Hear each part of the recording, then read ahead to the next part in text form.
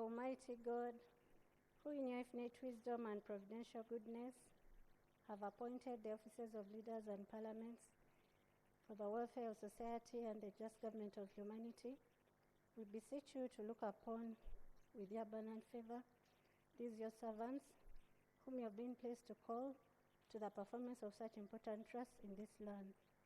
Let your blessing descend upon them here assembled, and grant that they may, as in your presence, treat and consider all matters that shall come under their deliberation in so just and faithful a manner as to promote your honor and glory, and to advance the good of those whose interests you have committed to their charge.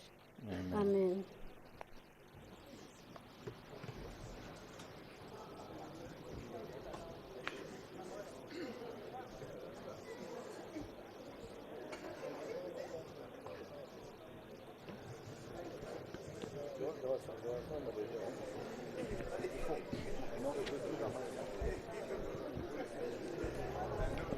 Item number 2 on the order paper, communication from the chair.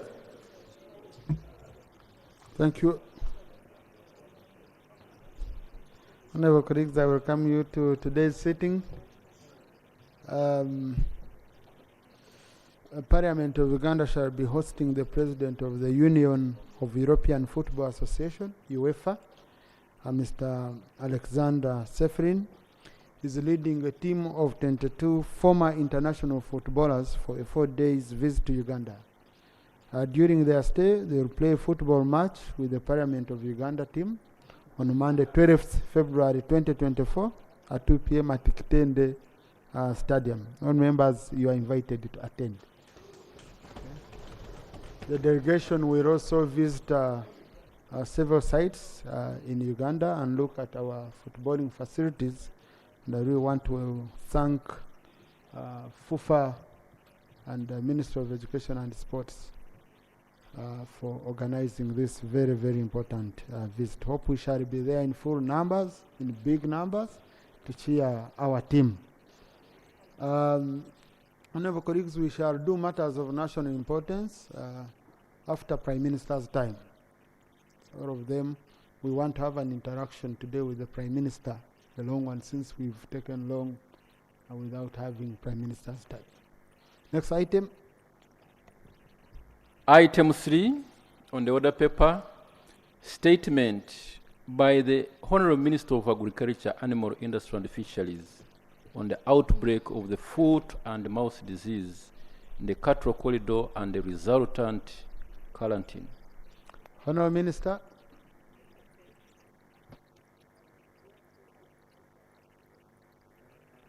Procedure, Wakiso, the Honorable Lady from Wakiso. Thank you so much. Right, Honorable Speaker, last week when we raised matters concerning fisheries and the fishing community in Uganda, you gave an assignment that the Minister should meet us, those of us who are coming from the fishing community, and we really deliberate and get back to the House. We're supposed to meet on Tuesday. Want it to be procedure right. Before we get this statement, we also get a reason why we are not met and called, and also get a commitment from the Minister of Fisheries as well, so that we are able to raise these matters away from Parliament, this plenary, because they are quite a mess. Thank you. Let me assign directly the Minister for Agriculture to spearhead this, okay? Honorable Minister for Agriculture, please meet the members of Parliament from the fishing communities. They have no one on the floor. Clarification is only applied when we have someone holding the floor. That's not provided for under our rules, Honorable. I'm sorry. Yeah.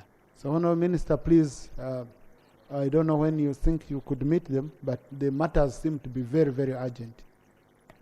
Thank you, Right Honorable. I always meet people and especially members of Parliament. Unfortunately, we never could get to connect. I did not know that we were supposed to be on Tuesday. On Tuesday, I was in Soroti, and I told Parliament here. So, we can connect and meet, no problem. Yeah. I'll give you the date, and we can follow up after here. Procedure, Yeah. Thank you, Mr. Speaker. I never want to interfere in the Minister's presentation. But, Mr. Speaker, I'm raising a procedural matter. This House has rules of procedure. And among them, there is dress code. This House is changing slowly but on a slow but sure dose on dress code. And when I come as a member of Parliament and above all a Shadow Minister of Education, I dress smart, as you can see me here, Mr. Speaker. I would think, Mr. Speaker, something must happen, or whether to the procedure, okay, we amend the rules of Parliament and we remove those stringent demands of dress code on our rules. Otherwise, we are degenerating slowly by slowly. I don't want to mention anybody. Mr. Speaker, if we raise we raise points of order here, you might have about 10 members being sent out of the House. And indeed, it is within your powers to determine that. But the issue of dress code in this House is degenerating day by day. So wouldn't it be procedural, okay, Mr. Speaker, that you give a 30-year warning and ruling? Because my decency must be reflected on the other members from my side as well. Otherwise, I wouldn't like to mention, because I'm a bit, I should end there. Mr. Chief Whip, thank you, Mr. Speaker. Thank you. Honorable Sewungu, I register your concern seriously. What we will do next week, we shall meet the leader of opposition, the government chief whip, the whips, the chairman, committee on rules, the speaker, and I. We contemplate on this matter and we give proper guidance that is harmonized to members in as far as interpretation of the rules on dressing is concerned. Next week, we shall give that guidance. Honorable Minister. Right, Honorable Speaker, I beg your indulgence that he gives us a time, a date. Please, Honorable, the Minister needs to go and look at his diary. I don't want to give a time which he will. This is a minister. Okay? He needs to go and look at his diary. And I'm sure he will deliver on that. Yeah. Thank you, Right Honorable. I'll give you a call. Today I will take your number. Please prepare. Kindly prepare for me. I will give you a call. Thank you, Right Honorable Speaker and Honorable colleagues. Right Honorable Speaker and colleagues, you will recall during the preliminary sitting of 1st February, I presented a comprehensive statement in response to issues raised by this House regarding FMD in Uganda.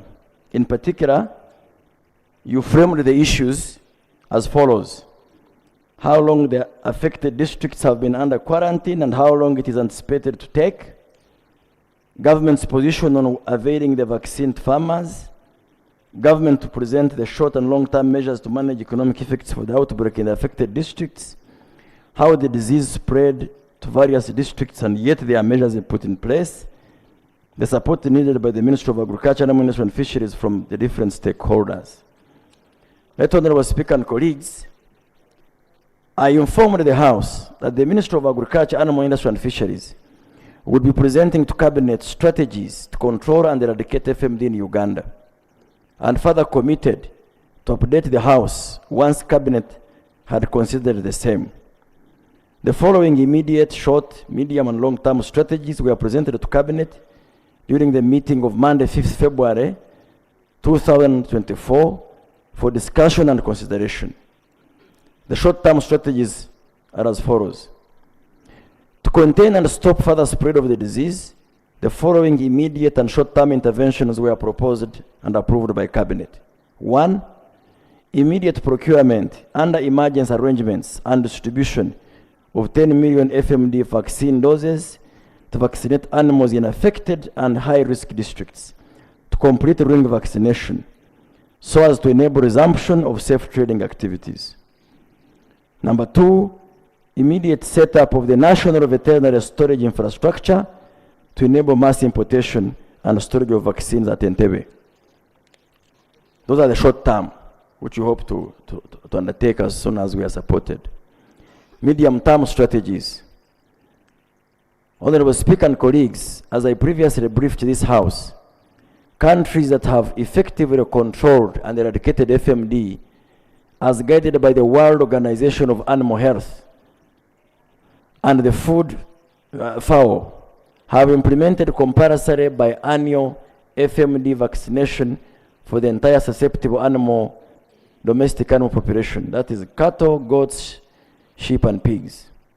To achieve this intervention, the following were proposed to Cabinet, and they were approved. Procurement and distribution of 88 million doses of FMD vaccine annually for biannual mass vaccination of all the susceptible domestic animal population. Number 2, making FMD vaccination compulsory by a legal instrument issued by the Minister of Agriculture, Animal Industry and Fisheries.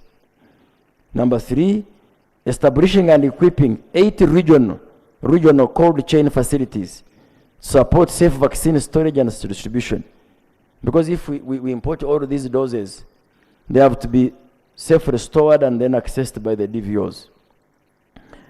Supporting and strengthening vaccine administration and disease surveillance systems at regional, national, and local government levels. 5, district veterinary officers, sub-county chiefs, and parish chiefs to routinely collect, document, and update data on animal population per homestead so as to enable precision periodic vaccination. And the long-term strategy we presented is, under the long-term measures to control and eradicate FMD, MAIF proposal to Cabinet 2, number 1, develop and grow the culture of compulsory biannual FMD vaccination for all the susceptible domestic animals. Support NARROW to fast-track FMD vaccine research and development. The NARROW process is already ongoing. When the vaccines are domestically produced, the cost will substantially reduce and become more affordable to the farmer. Importation and procurement delays will also be mitigated, thus guaranteeing a stable supply chain in the country. Right Honorable Speaker and Honorable colleagues, MAIF further presented the options as well as pros and cons of either vaccinating the entire 44 million susceptible domestic animal population or the 16 million cattle herd, as some people have suggested. In either option, government would have to make an initial procurement of all the required vaccines so that farmers can buy from government. But finally, Cabinet discussed and said all animals must be vaccinated. MAIF also presented and Cabinet considered policy options regarding the reverse of policy from government providing the FMD vaccine as a public good to farmers paying or contributing towards the vaccines. The following options were presented. Option 1, farmers pay 100% of the cost of the vaccine and the government covers the cost of vaccine administration. In this optional scenario, the farmer would be required to pay the cost of each dose of the vaccine, which is estimated at $2 per dose, as given, and this will be twice a year for each susceptible animal, and present evidence of payment to the designated veterinary medical store. Government then dispatches a veterinary officer to administer the vaccine, and the cost of vaccine administration is met by government. The advantage with this option is that the government is able to replenish the stock easily and ensure timely availability of vaccines in the country, since the funds will be plowed back into a revolving mechanism to be used for the timely placement of vaccine orders. The other option, cost sharing. Farmers pay 50% of the cost of the vaccine, and the government covers 50% plus the cost of vaccine administration. Under this scenario, a farmer would be required to pay half of the cost of each dose of the vaccine. That's about $1 per dose per cow, and to be done twice a year. And present evidence of payment of the same to the designated veterinary medicine store. Government then dispatches the veterinary officer to administer the vaccine. The advantage with this option is that the farmer bears a smaller cost and may be more motivated to comply.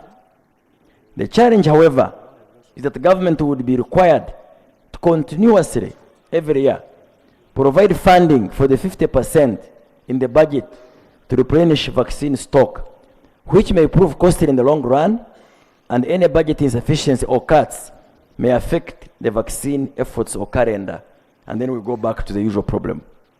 Decisions by Cabinet. Right Honorable Speaker and colleagues, following the presentation and discussion of the various options and strategies, the following were decided on by Cabinet. Directed the Ministry of Finance to avail a supplementary budget that allows immediate sourcing of 10 million doses of FMD vaccine to facilitate vaccination of the affected and neighboring districts that are at high risk, and thereafter make it easy for veterinary authorities to lift quarantine restrictions, as was being demanded by the colleagues from the cattle districts. Government will no longer provide FMD vaccines for free as a public good. Farmers will henceforth be required to pay for the vaccines 100% as per option 1, because the cost is seemingly affordable. Government will, however, continue to meet the cost of vaccine importation, storage, distribution, and administration.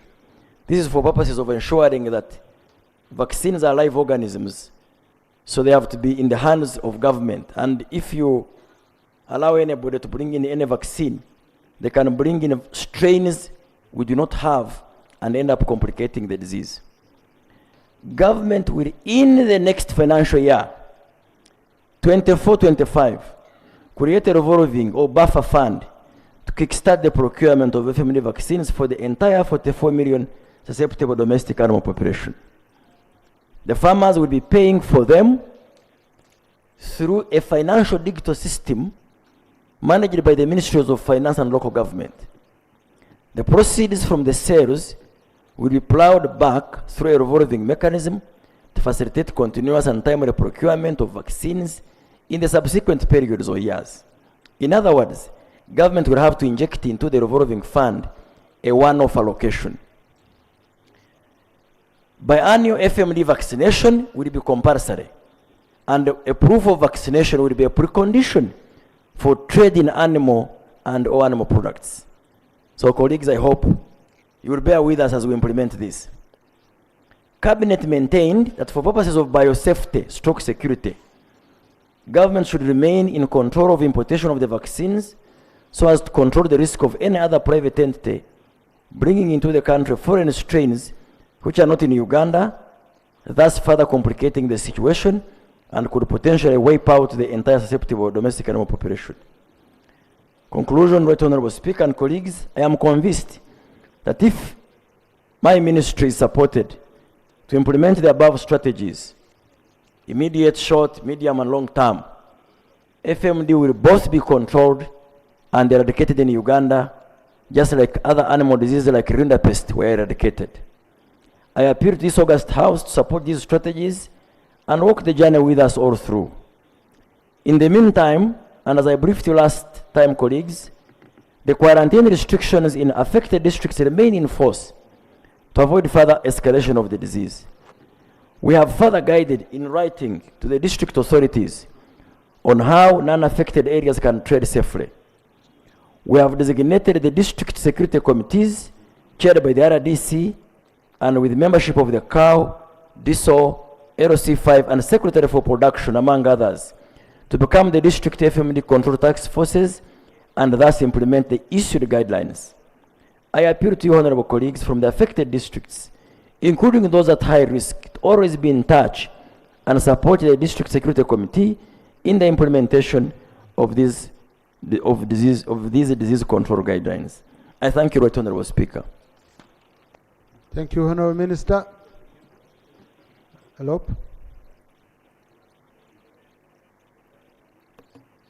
Thank you, Right Honorable Speaker, and I want to appreciate the Minister for his statement. Right Honorable Speaker, on 8th of April 2015, this very Parliament, well, not this exact one, Parliament then passed a resolution for government to set up a foot and mouth vaccine production plant. And government promised to adhere to that.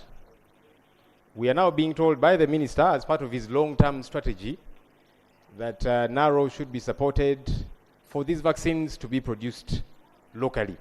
It is what makes sense. My challenge, though, is that we keep talking about it. We talk about it some more. There is no clarity on how this gets to be done. We have been promised these things before. We were promised a COVID vaccine and so on. We did not get to see the light of day. We shall never see, somebody saying. We would like the minister to have a bit of specificity. When you promise us here that you are fast-tracking production, what exactly does that mean? Could you come to Parliament and say, here is a budget with specificities of what we need to do? So that if Parliament does not support you, tomorrow you blame Parliament that, look, I brought my budget, you did not support me. But there's nothing of the sort. So you're only promising, we are working on making sure the vaccines are produced here, like was promised about 9 years ago. We want specificities, Honorable Minister. Honorable Minister, I wanted to respond to that for now, or that one you can respond. Thank you, Honorable Speaker, and Right Honorable Leader of Opposition. Congratulations on your new appointment. I had not seen you.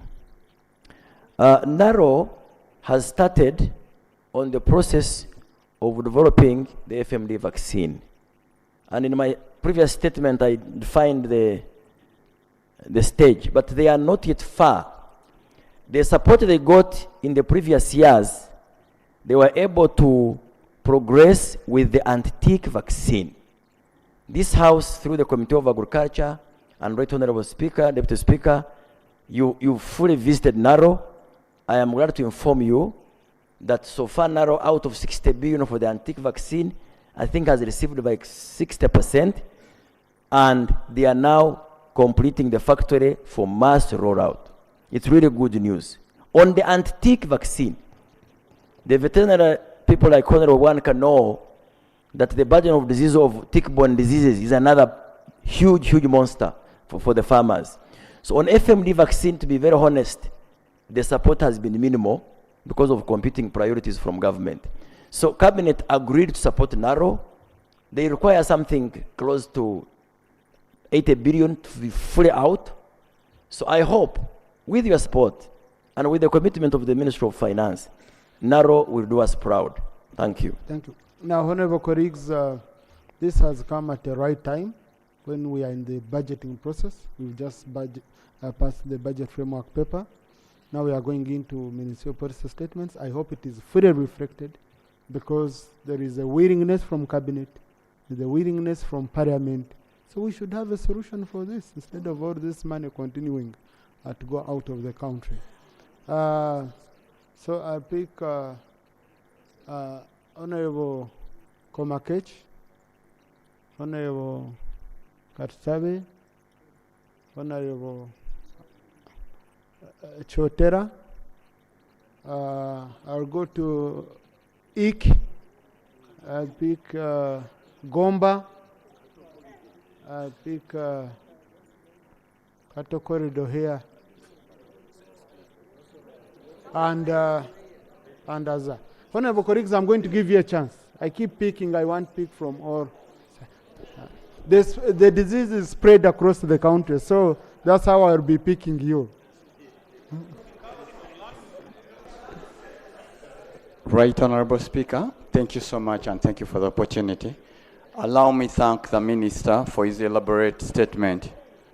Right Honorable Speaker, when we were hit by COVID, we got donations of vaccines, and government did receive. The president, the founder of one of this country, visited Algeria, and the minister did also visit Algeria. Algeria, as a country, gave donations of vaccine to Uganda. Honorable Minister, when we were on a field trip in Algeria, the ambassador ascertained to us that he had actually lobbied for vaccines worth 1 million euros to be given to Uganda. Why is it that your government, you the minister, you are so reluctant in getting this donation? Thank you so much. Thank you. Honorable Watkins. Thank you very much, Mr. Speaker. And I want to thank the Minister for his submission. So far as I can recollect, before he joined the cabinet, the minister was heading the research directorate in State House, indicating that in this very house, the minister should be among our colleagues here that are in a position to recognize the role of research in national development. And also we're glad to have our presiding officer, Right Honorable Speaker, as a member of top leader at Makerere University as far as administration is concerned. Mr. Speaker, sir, I have listened in from A to Z as it relates to the minister's submission. And nowhere have I heard the minister talk about research, innovation, and science and data, information and knowledge. Right Honorable Speaker, universities are there to generate knowledge. A professor at the university is paid $15 million per month of taxpayers' money. An associate professor is paid $13 million. Senior lecturer, $8 million. The reason why government does that is that the knowledge producers, in other words, the professors at the university, should be able to go to the lab and generate knowledge through either research or field studies that are published in international peer-reviewed journals with high impact factor. Right Honorable Speaker, we have at Makerere University a fully fledged college called College of Veterinary Medicine, Animal Resources, and Biosecurity. We have professors right in that college doing a lot of amazing work. They partner with international universities, including in the United States. Here we are as a country, we as a government that are supposed to be knowledge consumers, not tapping into the knowledge generated by universities, especially the knowledge producers. And we're allowing this knowledge in universities to be on the shelf to gather dust. Now, while as a country, we continue saying, especially government, that we should have a certificate of financial implication. Mr. Speaker, sir, presiding officer, and as a university leader, I recommend and ask and urge government that in addition to insisting on or demanding for a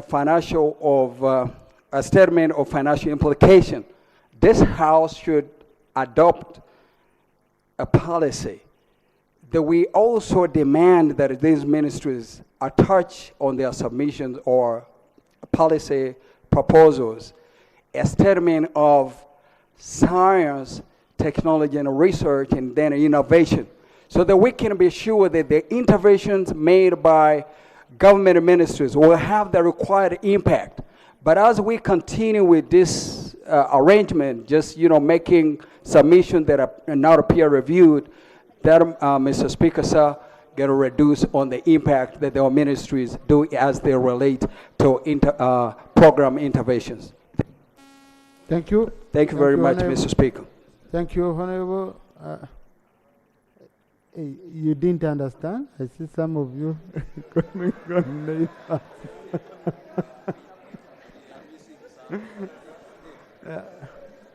No, Honorable colleagues, it's a training for you. We send you on very many international trips, so you must learn to listen to Americans. Okay? Yeah. The public gallery, honorable colleagues, this afternoon we have students of the Guild of Soroti University from Soroti East, Soroti District, represented by Honorable Ariko Herbert Edmund and Honorable Anne Adeke Baju. They've come to observe proceedings of this House. Please join me in welcoming them. Thank you. Yes.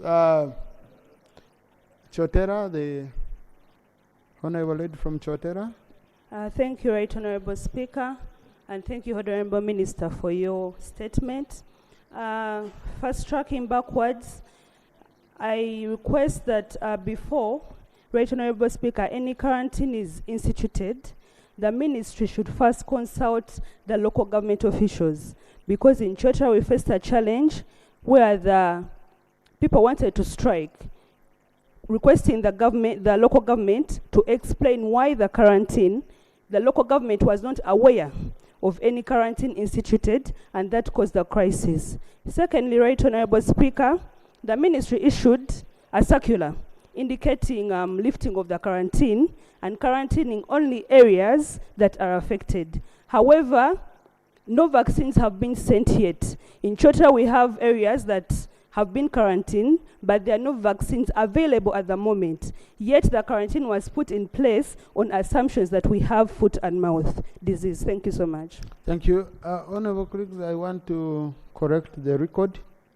I was reading what was sent to me here, but Soroti University is in Soroti City, and it is represented by the ever-present Honorable Joanna Lobo. Okay? Yeah. And that's our pro-teach. When we have our athletics, she always delivers all kinds of medals. The honorable gentleman from IK.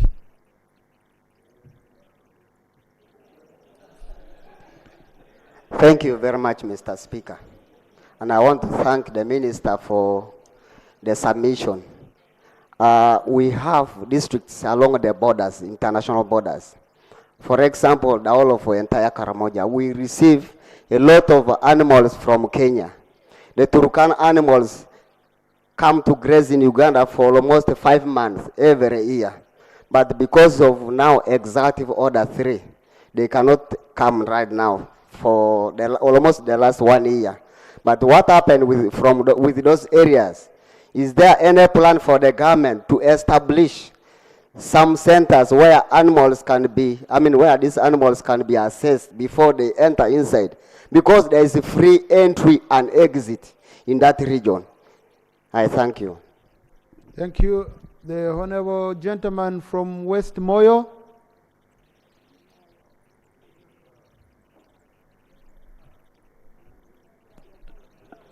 Thank you very much, Right Honorable Speaker, and my dear colleagues. Thank you very much, Honorable Minister of Agriculture. Mr. Speaker, the Minister talked about the spread of foot and mouth diseases in other parts of Uganda and other districts, and the strategies, short-term, medium-term, and long-term strategies for control. And this involves animals like the cows, the goats, pigs, sheep, and so on. Mr. Speaker, as said by my colleague, the land between South Sudan and Uganda is so expansive, so vast, so much so that cows from South Sudan roam freely. And at times, the refugees themselves move with these animals across the borders. And in West Nile, from Koboko, Moyo, Jumane, even up to Lamo, these areas are being used by the refugees for grazing their animals. And my worry here is that, Mr. Speaker, sooner or later, there are going to be issues related to foot and mouth diseases in these areas if the government cannot come in to control the free movement of these animals in West Nile. Thank you very much. Thank you. The Honorable Lady representing women of Gomba.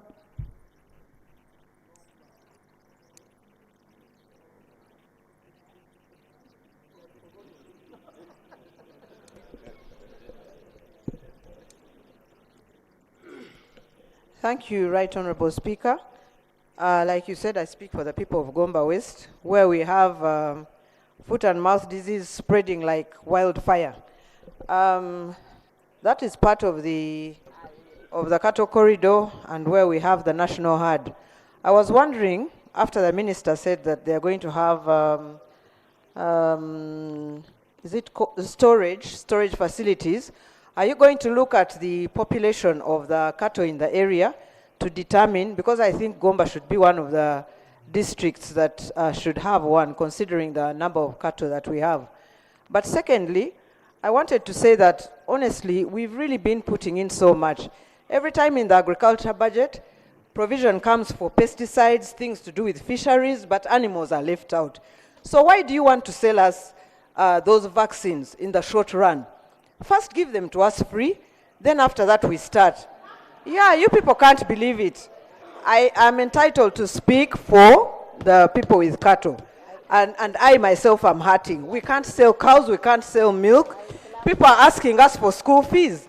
I thought some provision would be made in some of those schools at the beginning of this term, because honestly, people are seated at home, they are not going anywhere. And then they look up to us and they say, you MPs, you get cash. Even those of us who have cows, they say all the same, you don't rely on the cows, you get cash, which is wrong. I get money from the dairy. I get money from cattle sales. So in a way, for me, I look at it as a disadvantage. Please do something. Give us some affirmative action in the meantime. Thank you. Thank you, Honorable, for the correction. That's Gomba West. The Honorable gentleman from Padiel County. Honorable colleagues, some of us, we know each other, but we don't know where we come from, the constituency. So I'm trying to bring in this issue of the constituency to see also my memory, whether it can serve me right. Thank you, okay? thank you. Yeah, so it's important.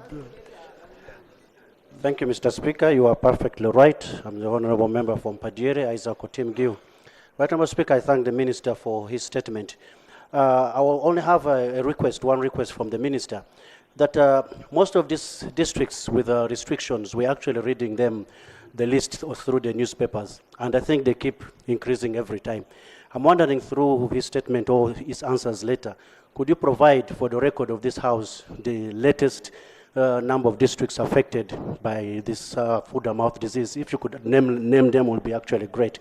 I'm also a bit concerned that we're going to have to wait for the supplementary in order for these vaccines probably to be available. And what is going to happen? What is the immediate solution that is going to take place? And also the authenticity of these certificates for the vaccinated animals. How are we going to guarantee the authenticity of these certificates? Because we know very well in Uganda there are ways of actually creating some of these certificates which may start going around. Thank you very much. Kashar South.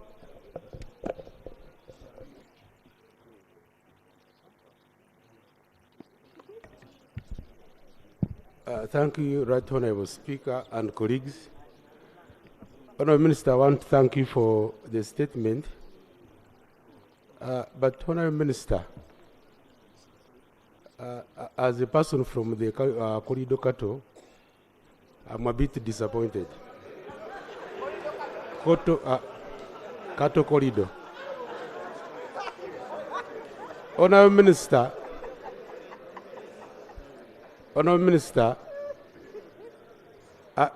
I don't think you are the first minister in this ministry. And where I'm disappointed, I hear you presenting proposals to the cabinet. I don't know whether you did not get a handover file where all these, as my colleague was saying, whether planning and research is not part of your ministry. Because when you are talking about animal products, you are talking about perishables. Milk will not wait for you tomorrow. You cannot keep meat for a day. And our farmers are suffering. We are in a school fees period. This is the only source of income.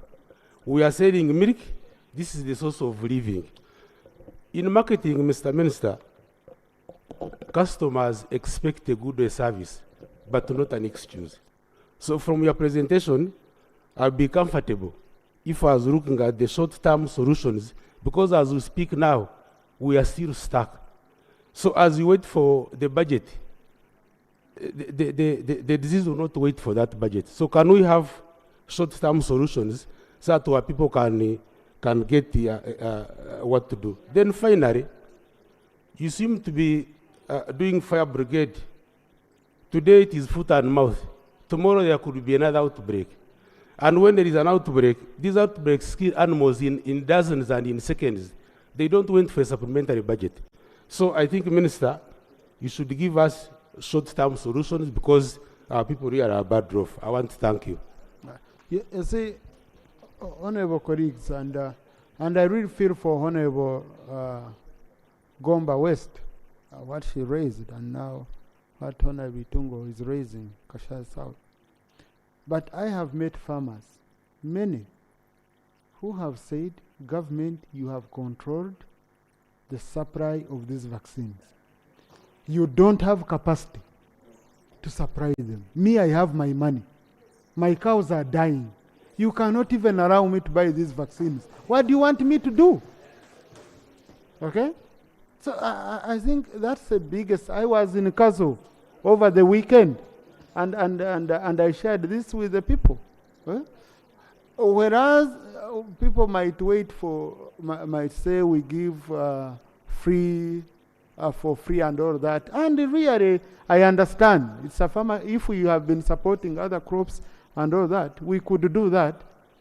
But this business of us not having an option of people buying their own vaccines, and yet we can't allow them to, and their cows are dying, you would rather give them an option of saying the vaccines are available, but pay, okay? And they save their cows. Why does it help for us to stop them and the cows die because we don't have capacity? Okay? Bukanga. Thank you, Right Honorable Speaker. Me, I am surprised because the two ministers for agriculture hail from my area. Foot and mouth disease, its origin is Tanzania. You all know it. You have known it for so long. We have said you have all, because the moment it is a dry season, the people of Isinjiro, the cows go to the other side. Because there is a big stock in a ranch, very huge. That's why the cows are. The disease comes from Tanzania. Tanzania is trying even to tarmac their roads up to the border. Can you imagine? But for you can't go there because there are no roads. You don't have, no, I'm saying, because if the ministers were able to access the border, even the Committee of Agriculture, you can't go to Isinjiro because there are no roads. You have denied us a service, continue suffering, spending money, instead of being easy. Just make dams along the border. And monitor. You don't have this coming from Kenya. No, it is from Tanzania, where the animals roit around. Our people go even and buy cows from there, bring them to our flock. So I am saying, the long and short of it, let's have treated the disease where it is coming from. It is Tanzania. Frank Tumwebazi, they are the people who know where it comes from. So I fear, no, they know. They know. Much as the money must come from government, but let them look at Isinjiro as the main source of the disease, and the matter will be put to rest. I thank you. Dodos West.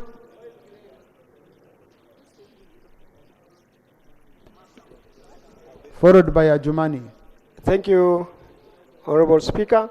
This is Napore West. I am Lokwang Phillips Ilukol. Thank you for the report of the minister. As a person with the cows, you have talked uncoordinated information. You talked about 100% cost by the farmers, and you said 50 and 50 plus the administration. Can we get it clear? Then another bit is the administration of these vaccines.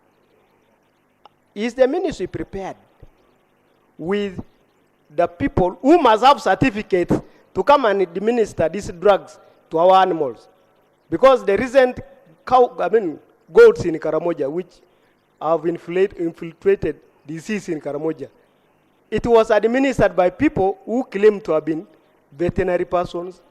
And in Karamoja itself, there are very few people. What is going to be the case if it is not going to add more problems to Karamoja? Thank you. Thank you. Honorable Babiku.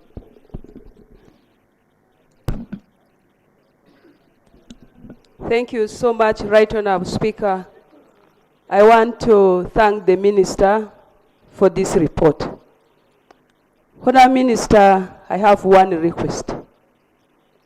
On the statistics about the new farmers who have joined the business of animal keeping and selling or trading in animal business. Because what I know is our government went full blast, headed by the head of state, mobilizing the country to engage in animal keeping. Therefore, as you concentrate, talking more on the traditional animal keepers, the new ones are seemingly left out. For example, West Nile, I myself is now in animal business. So you need to go and do your survey to establish the new statistics about the farmers who have entered this market. Less than that, some of us are going to get marginalized. Two, we are in a difficult situation. And we know how much these animals cost when we procure them or we buy them. Right Honourable Speaker and Honourable Minister, we need immediate solution. As we are seated here, the animals are dying. They are dying, and we are losing. How are we going to contribute to this economy? You have talked about the short term, but also the process of getting the money through supplementary budget is a tedious process. Cabinet has to bring it here.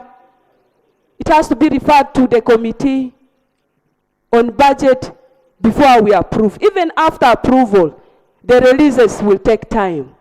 Can you open up? Because we have been buying these vaccines. I have been buying for my animals.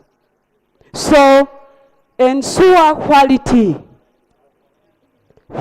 importation, so that when we buy at this time when you are not ready to help us, our animals will be safe. But also lastly, I'm concerned about our vet officers at the district level. I want to say, Right Honourable Speaker and colleagues, there is very poor coordination. Our foot soldiers, the veterinary officers at sub-county level, they need to be brought on board regularly. How often do you meet with these people? How many of those are doing their work and they are reaching farmers? Many of the farmers are struggling alone. I am a member of parliament. That's why more attention is being given to me. But how many farmers are being reached by these officers? So Right Honourable Speaker, I pray that this ministry does more work than what is happening now. Thank you so much. Nyabushozi. Thank you. Today I'm happy, Right Honourable Speaker, the Minister of Agriculture, Animal Husbandry and Fisheries is talking. The statement gives us hope. It represents a government that listens to the people. My concern is this, Right Honourable Speaker. When we finally have vaccines in the country, it should be the administration of that. In fact, the day of vaccination should be simultaneous throughout the country. That calls for professionals to administer these vaccines. The population, the doctor-patient ratio is low, police population is low. I'm not sure that the vets that we have in this country are more than 2,000. Yet, as the minister rightly put it, we have 44 million domestic animals susceptible to this disease. So what then is the minister's strategy in this case? I propose, Right Honourable Speaker, that the Ministry of Agriculture quickly, through farmer cooperatives, carries out training to people to carry out vaccination, to administer these vaccines. I propose and I submit to the Honourable Speaker. Thank you, Honourable Minister.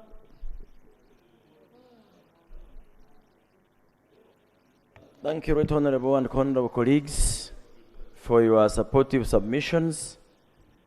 Honourable Komakage, that the ambassador told you we had a donation of the vaccine from Algeria.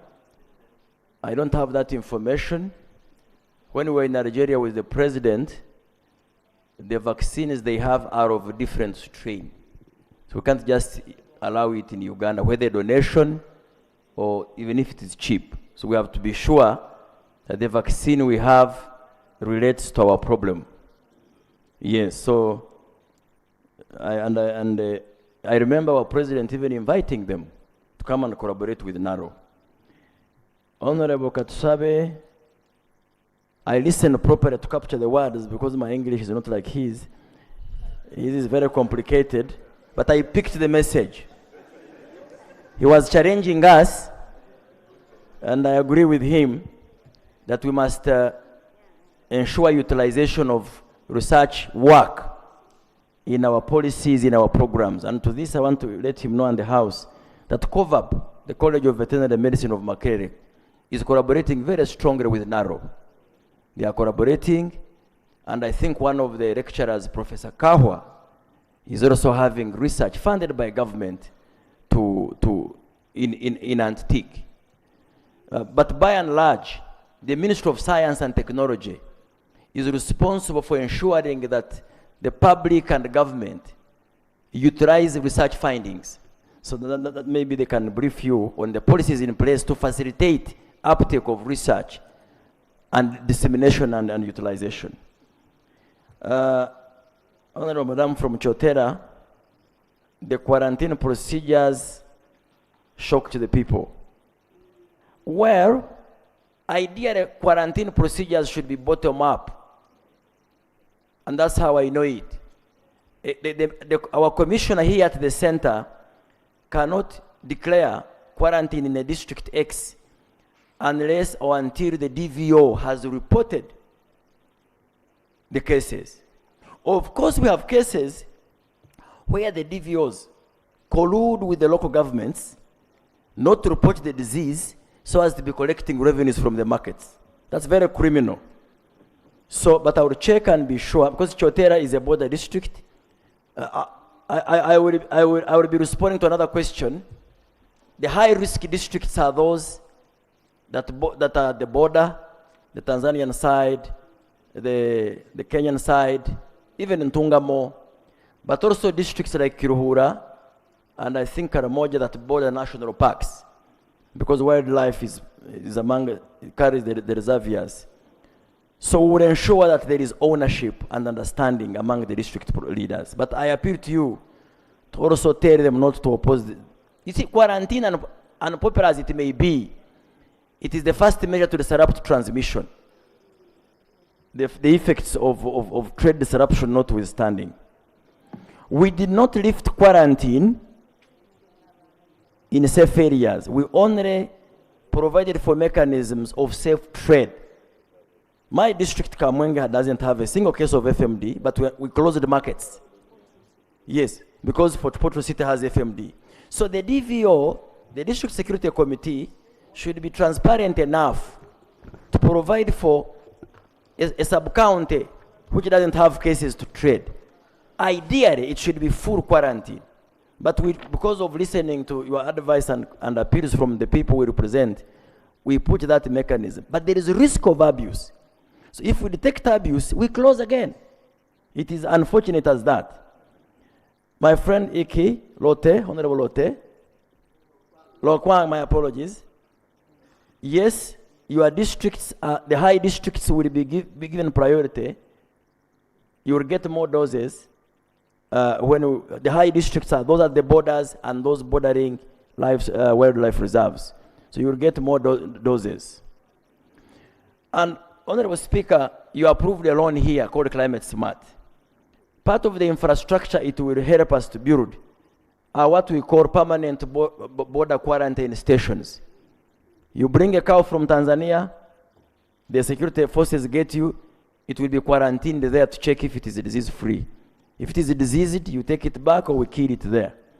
If it is free, there will be diagnostic centers. And I think the side of Isingiro, Chotera, Rakai, and those bordering South Sudan, Ntungamo, Kasese, you will have quarantine stations permanently there.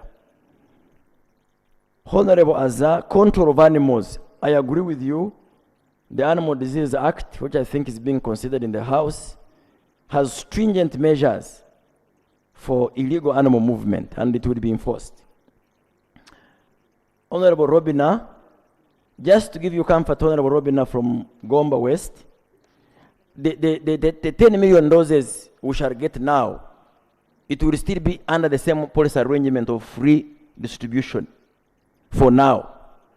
The payment will come with a compulsory one, perhaps from July. We are aware of this. Honorable from Padir, I reported by last time 36 districts. I need to check with our dashboard if there are any more that have added on. But actually, this quarantine, this unpopular quarantine, is the solution to avoid further spread.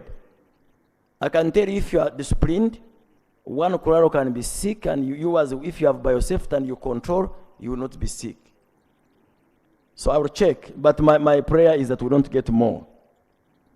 Honorable Tungo, where trade and disease control sometimes conflict, but it's as inevitable as that. You see, however much I plan, I cannot know that, however much I plan, if I don't have enough money, this compulsory biannual, I'm sure even Honorable Sempija, when he was minister, must have briefed this House that we needed to do it. So we never got budgets. You know how there's so much scramble for money in the budget. So, but that's why we are now saying, let's enable the farmers to pay for the cost, which is at $5. Honorable Byanyima, yes, Isingiro, the border district, there is a problem there. You have a market there called Kamwema. Honorable colleagues, when we finish the issue of mass vaccination, we shall have to discuss cattle markets. Because cattle markets, you take a cow there, you don't sell it, which they say in our local dialects, Okudiba. Okudiba means it has failed to be bought. Then you return it home. It's one of the leading causes of the spread of animal diseases. So can there be something to replace cattle markets? I know it is something unpopular with the local governments, but let's openly debate it. Let's openly debate it. So we will prioritize border districts with quarantine infrastructure to detect, to test the cows coming across and to detect illegal movement. And there are no roads to the border of Tanzania, I'm not sure. But I hope Honorable Byanyima knows how he will sort that with the Ministry of Works. Honorable Irikor, I confused you. I told you 100% cost and 50%. No, Honorable. I was explaining the two options I presented to the House. I presented to Cabinet. So we were proposing cost sharing, but Cabinet said no. Let it be 100%. Because $5 or $4 in a year, someone with a cow can afford. But the government will continue to pay for the cost of administration, fridges, transportation, and the vets who administer the drug. The worry of Honorable Irukor is the same worry I picked from Honorable Kajwenje. Do we have enough professionals? Well, I am not worried about that, because if we draw the vaccination calendar, every DVO will mobilize the vet resources in the district for a calendar. They will say, today we are vaccinating sub-county X. They will go and vaccinate.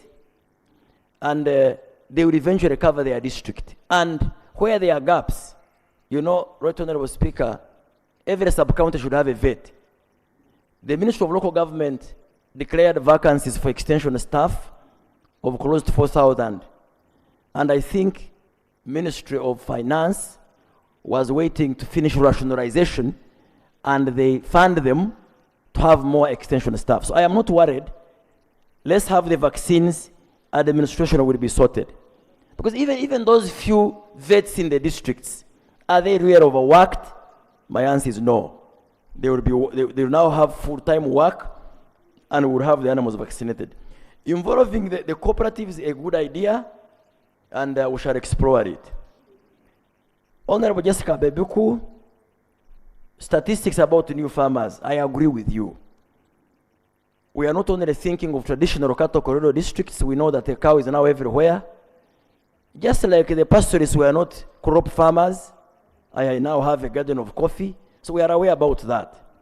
And in the decisions of cabinet, one of the challenges, sir, is that UBOS legally is the custodian of statistics management.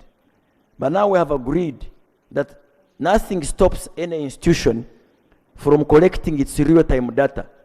So the DVOs, the parish chiefs, the sub-county chiefs under PDM will have to update homestead by homestead for purposes of having correct returns for the vaccine distribution. Because if you have wrong numbers, then even corruption can come in. Delays in processing the supplementary, I agree with you, but we had a discussion with the PSST this morning. We are trying to agree on a methodology that will make this faster. First of all, HE, the president, has discussed with his counterpart of Botswana. They had a discussion during the NAM. And this morning, our ambassador from South Africa visited the president again. Their vaccine institute is coming here. We intend to have a G2G arrangement. That one will cut off the prolonged procurement delays. Also, since there is support from cabinet and this house, the PSST will give a letter of comfort to the PS of Agriculture to start procurement even before the funds are disbursed. I hope we shall try to be faster with your support. Thank you, Honourable Minister. Finally, I think I'm done. Thank you, sir. Thank you. Thank you, Honourable Minister. Please keep us updated. Next. Motion? Item. Thank you, Mr. Speaker. Mr. Speaker, I've listened carefully to the minister. He has made so many policy pronouncements that seems to be pointing in the new direction. I wanted to move a motion that his statement plus the pronouncement be referred to the committee so that it gives members. He has asked for the support of the House, but we cannot support him without interrogating the options he has given to us. Whereas us from Lango, Acholi and Teso, we are not so much into cattle ever since our cattle was. But we are preparing. We are preparing to resume and also participate in the cattle business. So I propose that the statement of the minister and the minister is referred to the Committee of Agriculture so that it is properly interrogated and the report can come back and we can support the shift which he has pronounced here, Mr. Speaker, sir.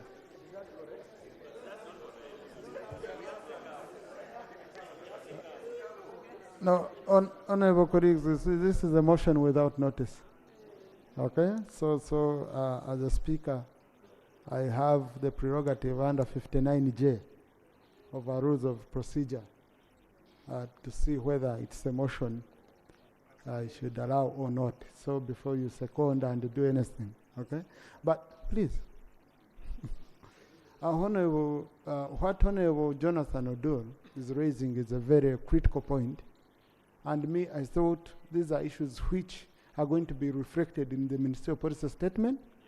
Most of them we have to do with financing of the sector.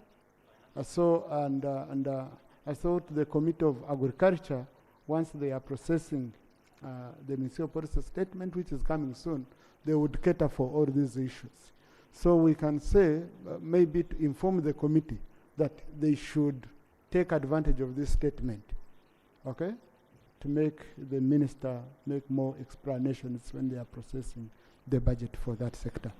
I think that would serve the purpose. Yeah, thank you. Next statement. Item 3.2, statement by the Minister of Foreign Affairs on the status of about 450 Ugandan nationals held hostage in Myanmar by rebel groups and Ugandan nationals in Cairo, Egypt, who were denied exit due to failure to pay immigration fines. Honourable Minister for Foreign Affairs, honourable colleagues, at 4 p.m. we have Prime Minister's time, so I want us to have finished this statement so that we go into Prime Minister's time at 4 p.m. Right Honourable Speaker and colleagues, first of all, allow me to extend my appreciation to you and to members of Cabinet as well as members of Parliament who made it possible for Uganda to successfully conclude the hosting of 19th NAM Non-Aligned Movement Summit and the 3rd South-South Summit, G77 plus China. Right Honourable Speaker, I'm before you to provide a statement on the welfare of Ugandans abroad, which is one of the most important constraints of our country, particularly taking into account their remittances back home, have supported the efforts in socio-economic transformation of Uganda. To this end, I salute all Ugandans abroad for working tirelessly and support their families back home. Right Honourable Speaker, some of our colleagues, particularly the Honourable Nkunyinji Mwada, Chadondo East, and the Honourable Nganda Semuju, Kira Municipality, have raised issues concerning Ugandans held hostage abroad. I commend them for being at the forefront of supporting our citizens abroad and also bringing this matter on the agenda of Parliament. I once again commend this Parliament for supporting efforts for welfare of our citizens abroad. Specifically on the issue of Ugandans held hostage and trafficked abroad, as a way of responding to issues raised here on the floor of Parliament, Honourable Speaker, allow me to provide the following update. Ugandans trafficked to Myanmar. Since the military overthrow of the civilian government of the state councillor, Ms. Aung San Suu Kyi, on the 1st February 2021, in a coup d'etat, the political situation in Myanmar, formerly Burma, has remained tense, and over 30 active rebel movements have continued to operate there.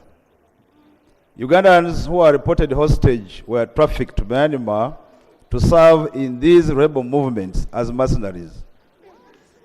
This civil war in this country, commonly referred to as Myanmar Spring Revolution or People's Defense War, has resulted in over 1.5 million people displaced.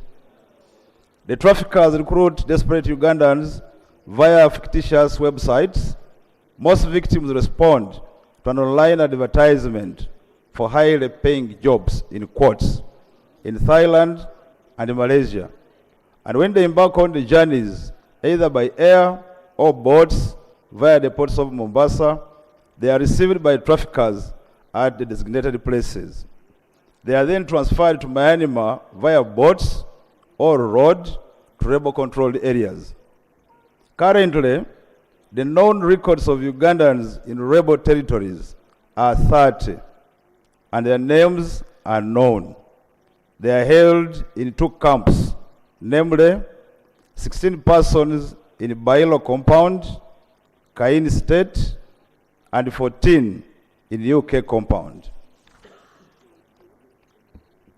Honourable Speaker, the Right Honourable Prime Minister, after receiving social media reports in December 2023, convened an interagency meeting on the 9th December 2023 and discussed avenues on how to secure the release of Ugandans. The Right Honourable Prime Minister guided that Ugandan ambassador in Kuala Lumpur, Malaysia, travels to Myanmar and engages the authorities to ensure the release of Ugandans. The Right Honourable Prime Minister also guided that the Ministry of ICT and National Guidance start to disseminate information, preferably via social media platforms, alerting Ugandans of the dangers of human trafficking and the scams perpetrated by traffickers by deceiving Ugandans of jobs in Asian countries and all Middle East. She also directed that the police undertakes investigations to identify traffickers and prosecute them accordingly. Honorable Speaker, pursuant to this guidance by the Prime Minister, the Ugandan ambassador in Kuala Lumpur requested for Uganda shillings 102 million to enable her and team travel and hold bilateral meetings with relevant authorities. The constraints of resources notwithstanding, myself and colleague ministers held multitude of bilateral meetings on the sidelines of NAM Summit in Kampala. More specifically on the issue of Myanmar, I held bilateral meetings on 16th January 2024 with His Excellency Yu Than Su, Deputy Prime Minister and Union Minister of Foreign Affairs of Myanmar, and this matter was extensively discussed. It was agreed that Uganda and Myanmar establishes bilateral relations and create cooperation frameworks in immigration and anti-trafficking and anti-human trafficking, among others. The Myanmar Foreign Minister also undertook to waive any fine and criminal cases that would have been preferred against those Ugandans. Number two, Ugandans in Egypt. In September 2023, the Egyptian government directed that all foreigners who are staying irregularly and illegally must regularize and legalize their stay by December 2023 or else leave the country, and this 3-month grace period has now been expanded to 15th March 2024. It is unlikely that this period will be extended.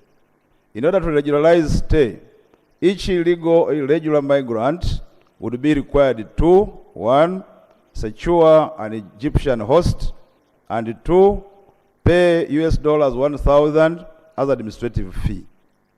This administrative fee would cover for all fines for overstay and costs for processing a resident permit.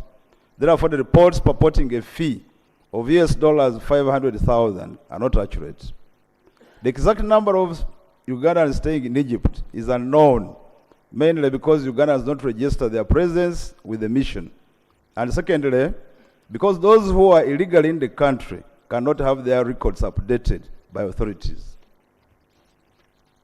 Some of the immigrant groups have already submitted approximately 60 Ugandans in need of evacuation and stating that they are unable to meet the conditions set forth by the Egyptian government. It should be recognized that every country takes measures to control illegal immigrants. Uganda too certainly has policies in place to regulate entry and stay of aliens. Ugandans who are in this dilemma should therefore endeavor to comply with the policies of the Egyptian government. As the deadline nears, it's unlikely that Ugandans without formal employment will be able to meet the two conditions as stated above. At the moment, there is no fund to support Ugandans abroad in distress conditions, and therefore, the responsibility to bring them back home rests with them or their families. It should also be made clear that Ugandans who are unable to regularize their stay will end up being charged for illegal stay, jailed for a period of time, and or being made to pay huge fines, which ranges between US $16,000, approximately 16 million Uganda shillings, and US $33,000, approximately Uganda shillings 126 million. In this case, my minister advised all Ugandans in Egypt to regularize their stay by 15th March 2024, or if they are unable, they should leave the country. Those willing to leave should register at the embassy in Cairo. Contacts will be uploaded on the ministry's website so that the embassy engages the authority with the view of processing their exit. Number 3, Ugandans in India. Current reports from the Ugandan High Commission in New Delhi indicate that they have up to 200 stranded Ugandan ladies, mostly victims of human trafficking, who want to return home but are unable due to lack of funds to purchase air tickets. The mission does not have adequate space to accommodate them. They were trafficked under the guise of jobs which are not there. Right Honorable Speaker, evacuating Ugandans by government either in Myanmar, Egypt, India, and any other location, wherever they are, will require funding. My ministry will be engaging with the Right Honorable Prime Minister on how to find resources to execute those noble endeavors. The funding of the consular function, which is so critical in protecting Ugandans abroad, needs to be looked into and supported. It is in this regard that we find the proposal by Honorable Uganda for establishing a migrant or consular protection fund appropriate. And this will enhance my ministry's capability and Ugandan missions abroad capacities in delivering timely consular protection. Lastly, Right Honorable Speaker, I wish to emphasize that our diplomatic missions are unable to provide financial support to Ugandans abroad who find themselves in serious difficulties, but they exert all efforts to locate and provide consular assistance. It is therefore imperative that in the next financial year budget, 2024-25, Parliament will appropriate adequate funds for supporting consular protection for her citizens abroad. I thank you, Honorable Speaker. Thank you, Honorable Nkunyinji.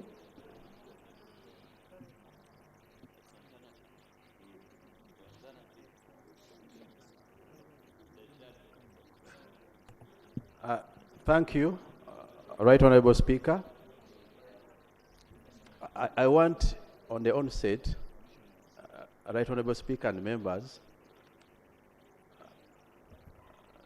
to thank the Minister for the partial honesty, because his statement confirms that actually Ugandans are detained by rebel groups in Myanmar.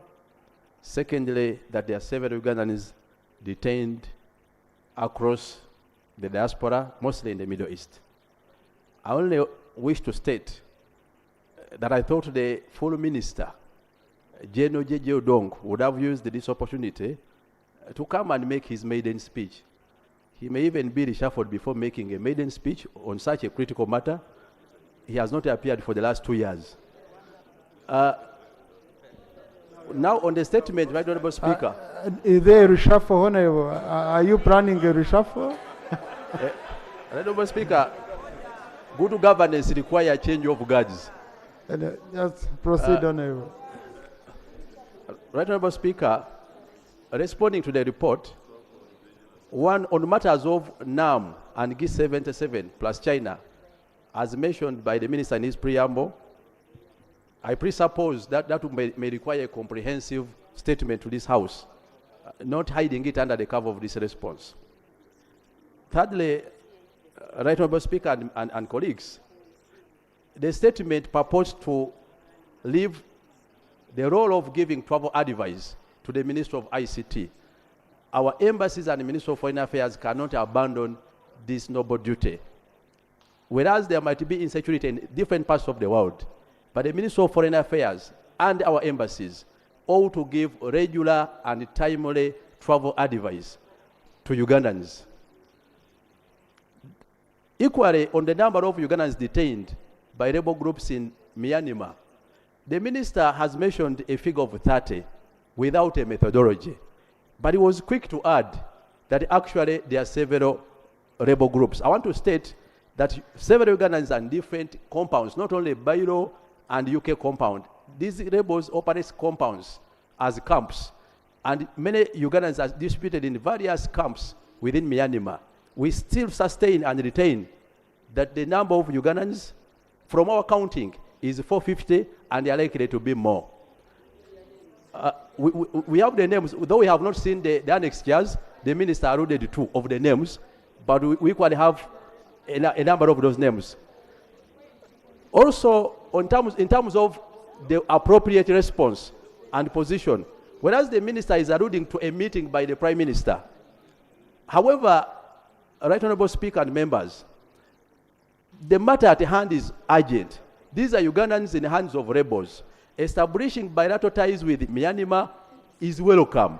However, we must also address immediate concerns, because establishing bilateral relations is a comprehensive and a longer process. These are Ugandans who are at risk of life and death. We must look at immediate and remedial and urgent measures to rescue these stranded Ugandans. And Chair, to this, Right Honourable Speaker and members, to this effect, it is our humble proposal that this Parliament can institute an ad hoc committee to urgently address this matter, because we realize that Cabinet and government is failing to come up with a comprehensive statement on how to ably negotiate the release of these Ugandans. And the negotiating release of these Ugandans may not only be with the government in Myanmar. These are Ugandans in the hands of rebel groups. We must also see some measures of reaching out to now these rebel groups, because they are hosting Ugandans, and it's a question of life and death. Lastly, second last, Right Honourable Speaker. Honourable colleagues, let's listen to a honourable colleague. If you want to speak, you ask for permission. I'll give you a chance. You go on a microphone and you Yes. go on record. Honourable. Thank you, Right Honourable Speaker. And actually, their minister spoke. Now I'm a shadow minister. This is our position as opposition, which I beg that you listen. It is for the interest of our country and Ugandans. On the number of Ugandans detained in India, the 200 who are stranded, we find the statement of the minister very shallow and very dishonest. You cannot say that Ugandans in India and those in Egypt are on their own and they should find the means of returning on their own. These are Ugandans under distress. Uganda has a national carrier, a Uganda airline. When it comes to repatriating Uganda nationals who are stranded and distressed abroad, let's discuss it with the boldness and with honesty, not just focusing on just offering answers. These are Ugandans who are detained. We have a national carrier which does not even make profits. But at least we can utilize it to repatriate and support our stranded nationals. Lastly, Right Honourable Speaker and members, on Ugandans who are stranded and detained in Egypt, the minister was open that he cannot recollect the number. But I want to state so many Ugandans are in detentions in Egypt and in other parts of the Middle East. But nevertheless, when it comes to the policy measures, we talked about a fee of 500 that has been made compulsory for them to pay.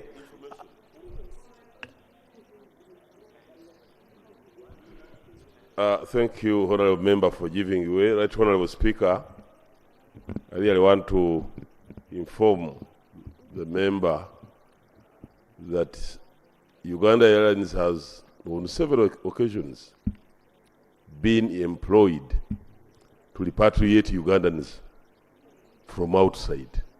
So it's not something that cannot be done, that has never been done, that cannot be done. Thank you. Thank you. Right Honourable Speaker and members, we have also had scenarios where it has supported even a single individual. So, and we're now talking about hundreds of Ugandans.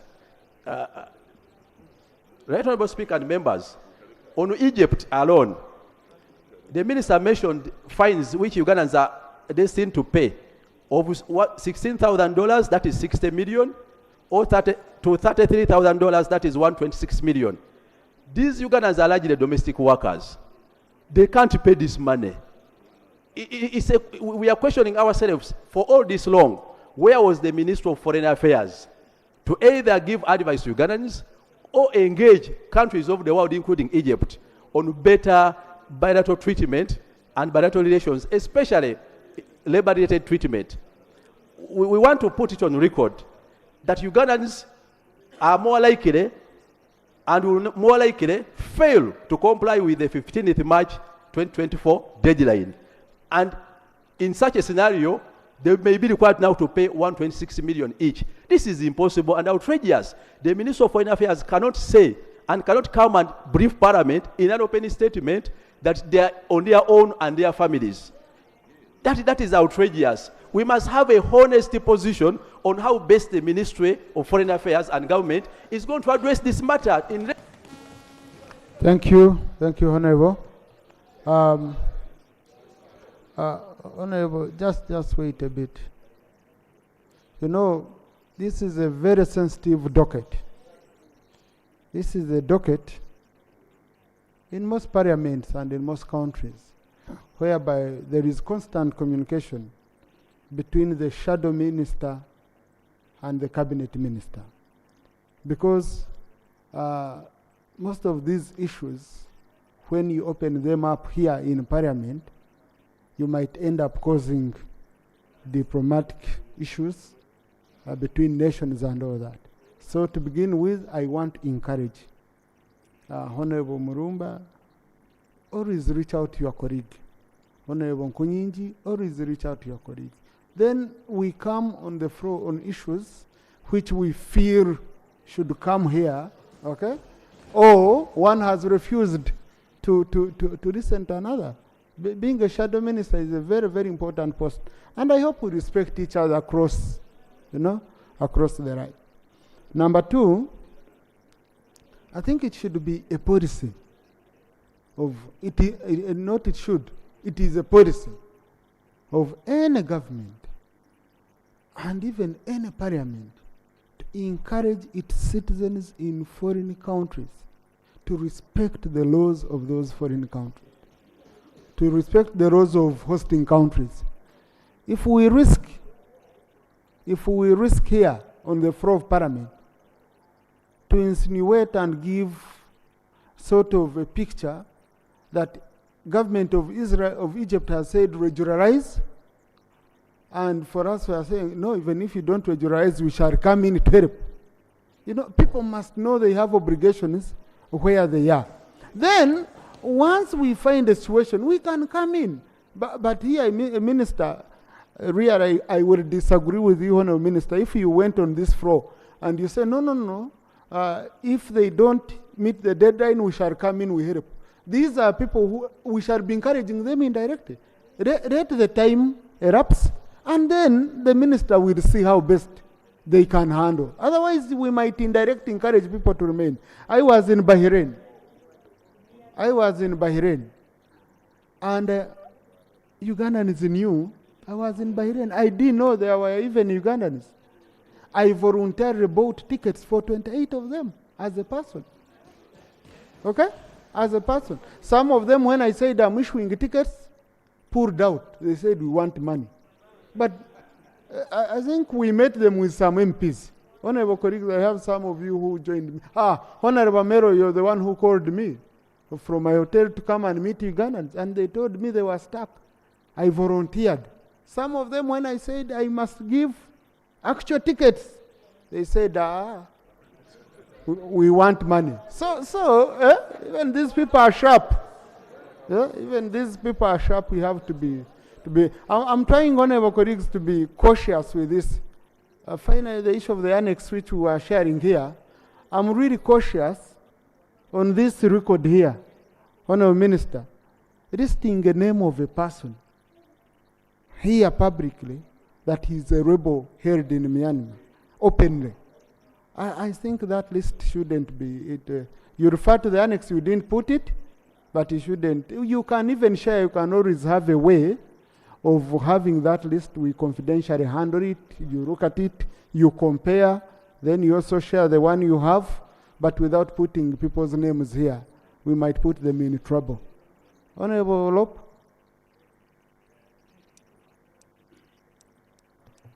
Thank you, Right Honorable Speaker. I do agree, we might not have to publish these names for their own safety and also to make it easy as we are trying to have them repatriated. But like you have guided, that list should be availed somehow, confidentially, so that it eases the process of making sure we get these people back home. The Speaker can guide on who should be availed that list, but at least the list should be availed, because now as Parliament we are getting involved, yeah? That's one. Two, Honorable Speaker, there is need for clarity. The Minister said that our ambassador in Kuala Lumpur requested 402 million shillings to enable her and her team to travel and have bilateral engagements to establish the gravity and all the details of this matter. That money was not availed. Two, the Minister said that he had on the sidelines of NAM an engagement with the Deputy Prime Minister of that country. And they agreed to, going forward, have bilateral agreements so that when our nationals are in that country, they are safe, and so on. And also that the Deputy Prime Minister promised to undertake to waive any fine and criminal cases that would have been preferred against those nationals. That was 16th of January. It's nearly a month now. Because we are talking about people who are being held by rebels, not on their own volition, because the minister has conceded that, look, these people were hoodwinked and now they're in a rebel camp. For over a month since that engagement, what is the update? I think the minister needs to clarify that. And finally, the Ugandans who are in Egypt. The minister in his statement firstly said at the moment there is no fund to support Ugandans abroad in distress conditions. 2 paragraphs down, he's saying those willing to leave should register at the Ugandan embassy in Cairo so that the embassy engages the authorities with a view of processing their exit. This is neither here nor there. Could you clarify exactly? Because these ones are in distress. They don't have money to get them back. They don't have money to legalize their stay because the money needed for that is a lot more. And should they stay beyond the period agreed, they are going to pay a lot more money. So they want to return. You're saying you don't have money, but you're saying come, we process. What does that mean? They need to know how to follow up. Thank you. Honourable Minister, next time you're bringing a statement, a requisition of a ticket and allowances, the amounts to be in a statement of plenary. That is, these are details we don't handle here. Ambassador requested for 5,000 for a ticket. These are not the details we handle in plenary. Prime Minister?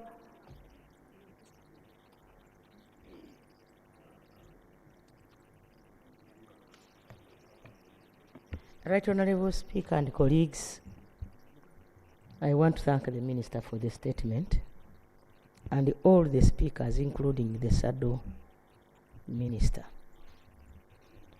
The issue of our youth being stranded in Myanmar came to my office in October. We held meetings.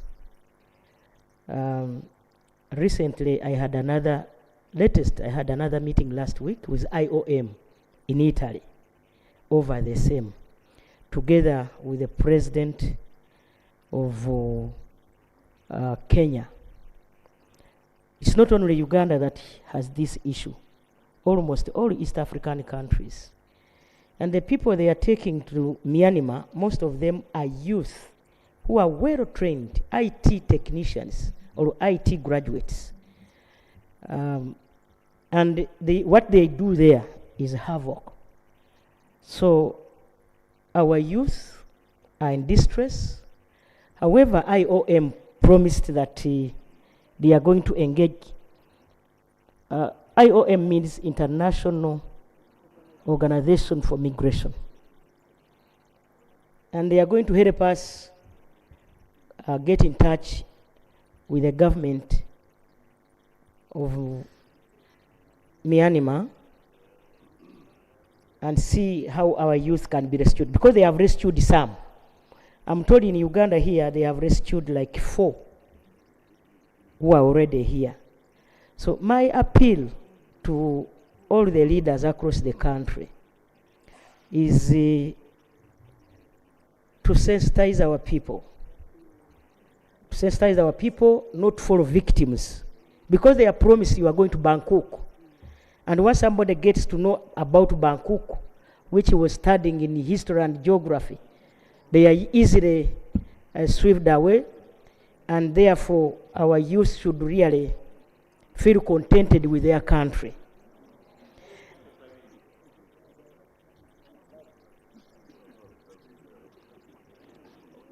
Thank you, Right Honourable Prime Minister, for allowing that I seek this clarification. You know, we should not be in abeyance. The minister's statement, which is on the record, is saying, number one, our ambassador has to go. She has not been facilitated to go. The minister says he met the deputy minister, prime minister of the country, and they agreed on how to process this matter. Prime Minister, you're saying you are going to engage IOM. No, I already engaged. But your statement was that you're going to engage. Okay, so it's important that we have harmony, and that's the clarification I'm seeking. What should we bank on? Are we banking on IOM? Are we banking on the Deputy Prime Minister? But also, specificity in terms of time. Because these are people who are held in a rebel camp. Even one day could be very dangerous. So we want very timely update on what's happening. Right, Honorable Speaker, I cannot commit in terms of time because IOM is an independent international organization. Secondly, honorable colleagues, I organized a meeting here in the country with the ambassador our ambassador in Kuala Lumpur. All these suggestions the minister is bringing came up under my chair. Honorable Speaker, I want all of us to note that our children are before rebel groups. They are in captive. And so we have to handle this issue with a lot of care because we can put their life at stake. I don't know which other statements the minister made here because I came in a little later because we were having cabinet. Honorable Speaker, we have also involved Interpol together with our ESO operatives. Something is being done. It's not that government is just watching and we're doing nothing. We are doing something. But we cannot give timelines here because we are not in charge of all those, the government of Myanmar, we are not in charge of it. Even members, we are not in charge of the labels. Thank you. Thank you so much. Colleagues, I'm commanded by Rule 41, Prime Minister's time. Rule 41, there shall be Prime Minister's time at 4 p.m. So no any other matter I can entertain now. Item 6 on the order paper, statement by the Right Honourable Prime Minister on government business for the succeeding week. Thank you. Honourable colleagues, after the command of Rule 41, I will allow procedure and all that. But Rule 41 is commanding clearly. Honourable Speaker and colleagues, I move under Rule 28 of our Rules of Procedure that requires me as lead of government business to make a statement in this House regarding the business of the succeeding week. Honourable Speaker, I therefore submit the following businesses for the coming week, that is 13th to 15th February this year. 1. The Constitution Amendment Bill 2023. The National Tribunal Bill 2023. The Uganda Health Professional Regulatory Council Bill 2023. The Arbitration and Reconciliation Amendment Bill 2024. The Rationalization of Government Agencies, that is Education Sector Amendment Bill 2024. The Rationalization of Government Agencies Internal Affairs Sector Amendment Bill 2024. This time I'm giving you true business. Yeah. Yes. Business. Right, Honourable Speaker. For the record, we want to know whether you've been giving us untrue business. No, I've always been giving you true business. Okay. So this is very true. The Rationalization of Government Agencies, Natural Resources and Environment Sector Amendment Bill 2024. The Rationalization of Government Agencies, that is under Ministry of Works and Transport Sector Amendment Bill 2024. The Karamoja Development Agency Repeal Bill 2024. The Electricity Amendment Bill 2021. And thereafter, the Ministry of Internal Affairs will present a statement in the House updating us, all the country, on the process and guidelines on the renewal of national identity cards as requested by Parliament. The Minister for Presidency will also come here and present a statement on the commemoration of the late Jonan Ruhumu Day. I beg to submit, Right Honorable Speaker. Thank you. Next. Item 7, Prime Minister's time. Right Honorable Prime Minister.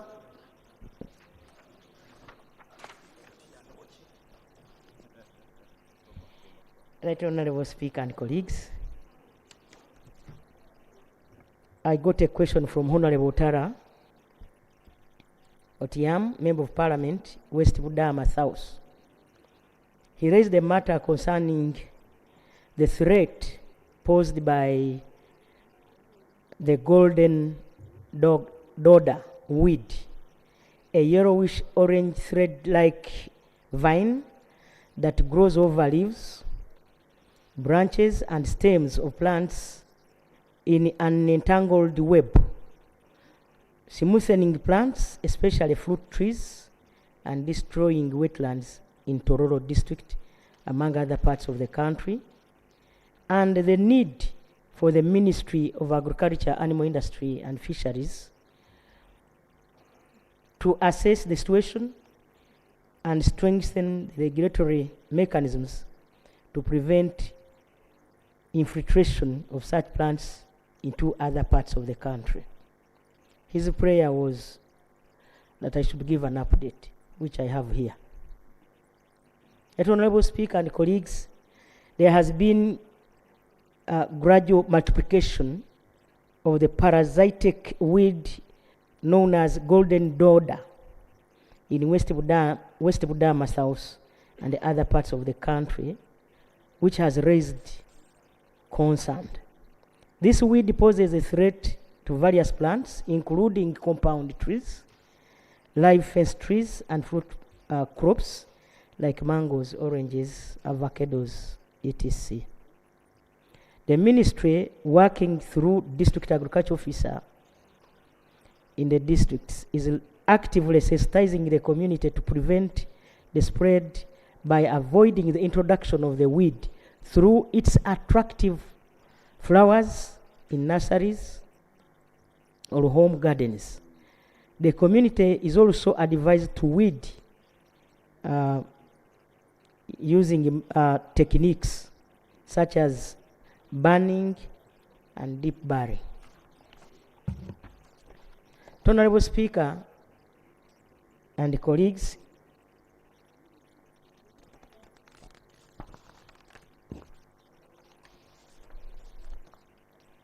Honorable Rugumayo Edison, Member of Parliament representing the youth, raised the matter concerning Miss Kemigisa Agnes, who was recruited by GoPro Uganda Limited for employment in Saudi Arabia on a tourist visa, but ended up being imprisoned on 16th August 2023 on allegations of fraud, and that she has not received any necessary intervention to enable her get justice.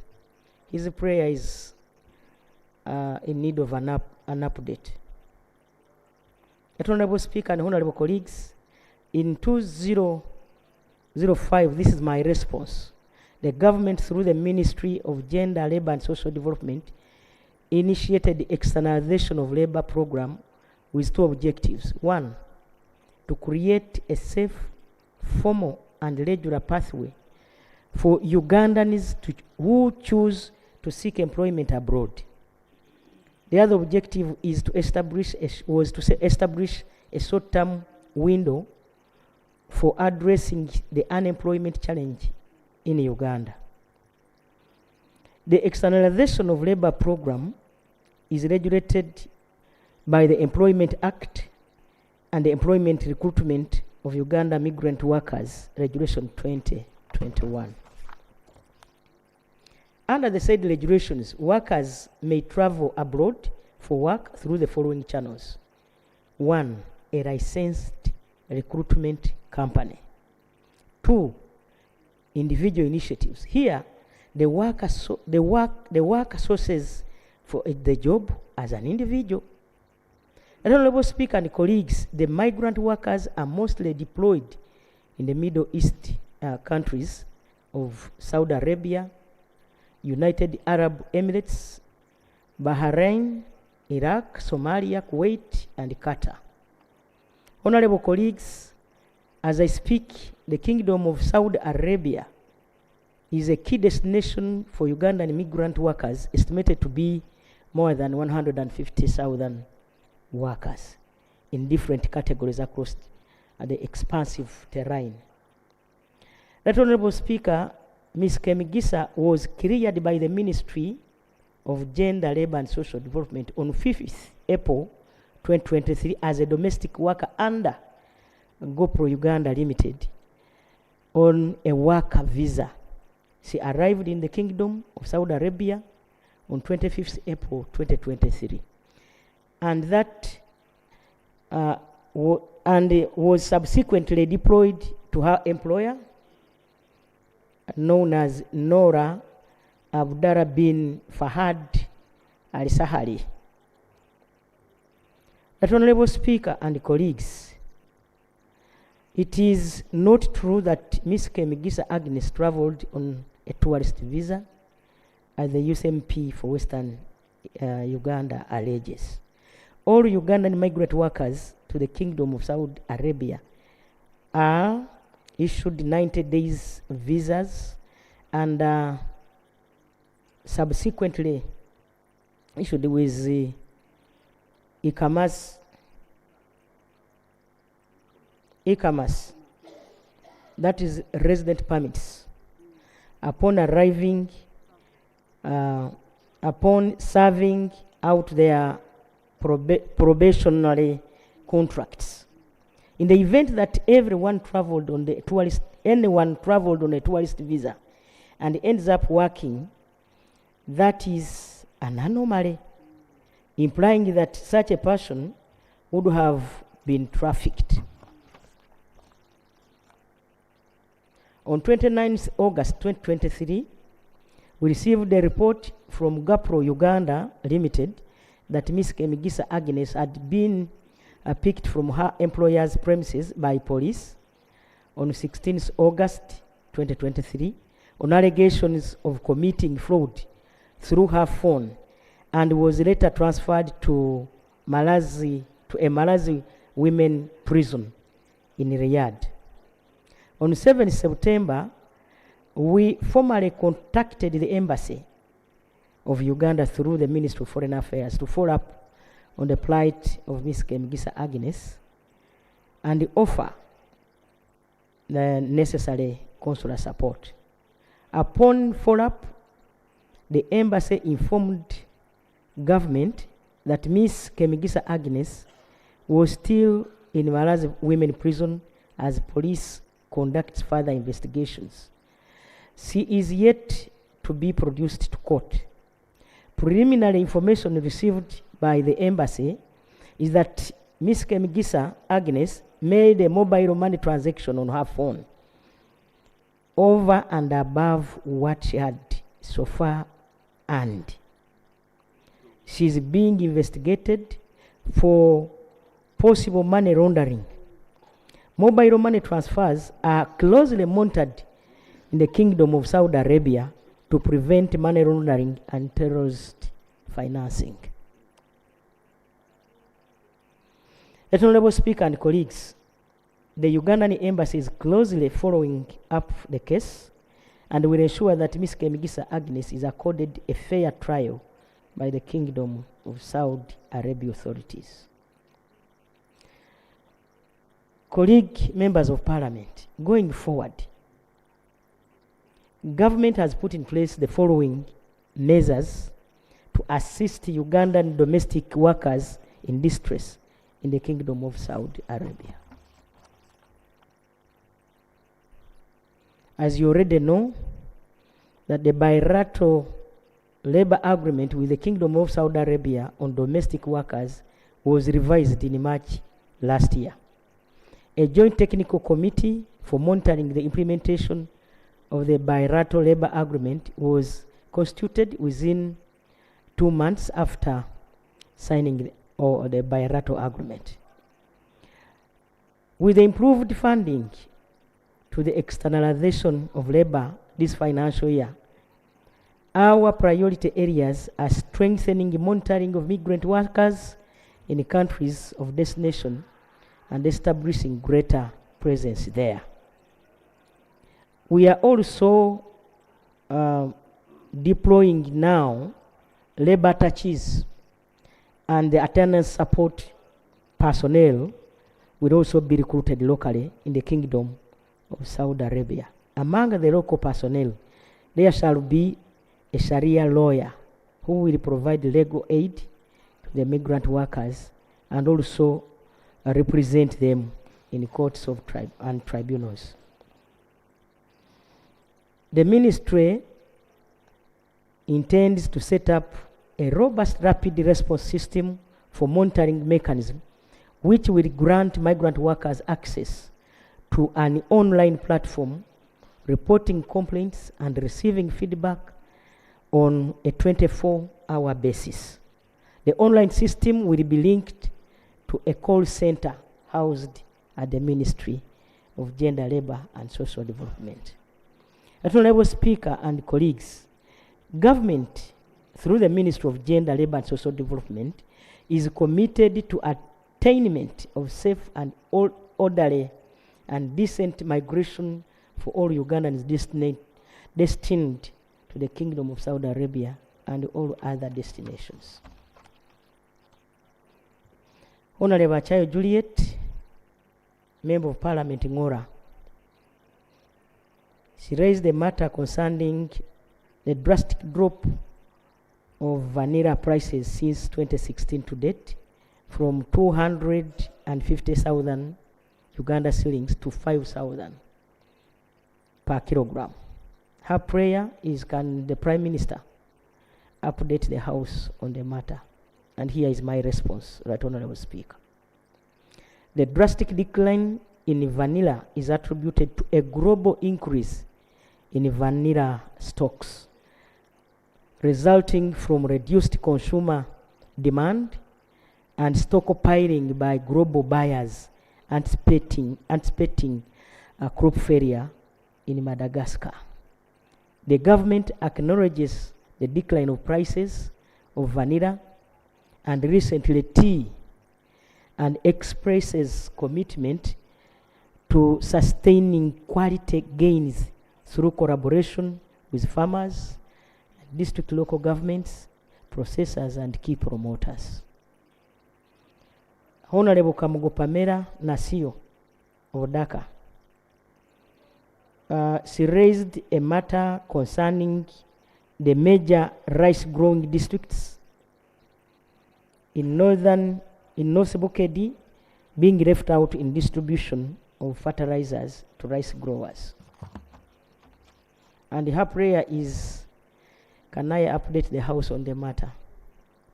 Honorable Speaker and colleagues, the fertilizer distribution mentioned above was carried out under the Agriculture Cluster Development Project within the project districts. Unfortunately, some districts like Udaka were outside the project coverage and thus did not benefit. I wish to, however, note that districts in the Bukedi sub-region will continue to benefit from other ministry initiatives, including the upcoming Climate Smart Agriculture Transformation Project. This nationwide project aims to promote the adoption and upscaling of climate smart technologies, greenhouse gas mitigation, and improvement in agricultural productivity and incomes. Government assures that these districts will be covered by the project, emphasizing its objectives of enhancing climate smart practices and improving market access for the farmers. Honorable Fiona Namutoro, National Female Youth. That government has contracted Lagan Dot Limited Company to construct roads, drainage systems, and fiber optics in the Kampala Industrial and Business Park at Namave. However, the company's work is not progressing, and it is blaming government entities for not playing their part. For example, designing markings, hence delaying their works. That can I inform the House how government has failed to support the contractor, yet the loan got for the project is being serviced. My Right Honorable Speaker and colleagues, in 2019, this is my response. Government acquired a loan of £249 million, which is about 1 trillion Uganda shillings from UK Export Finance to develop the industrial park for 4 years, ending 2023. The contractor, Drought Limited, is a joint venture established between the UK contractors Lagan Group Limited and Drought Services Limited of Uganda, and given the contract to develop the infrastructure stated above. However, the works have delayed to be complete, and the government has extended the period for completion by 2 years. The purported delays result from the floods in the area beyond us and statutory procedures that must be followed when implementing such multi-billion project, which cannot be bypassed but followed. So far, the contractor has completed 28 kilometers out of the 44 kilometers, and government is as well concerned. We are working closely with the contractor to ensure that they work hard and deliver the project as required without compromising quality. The access roads have been done, power station is in place, and what is remaining is connectivity.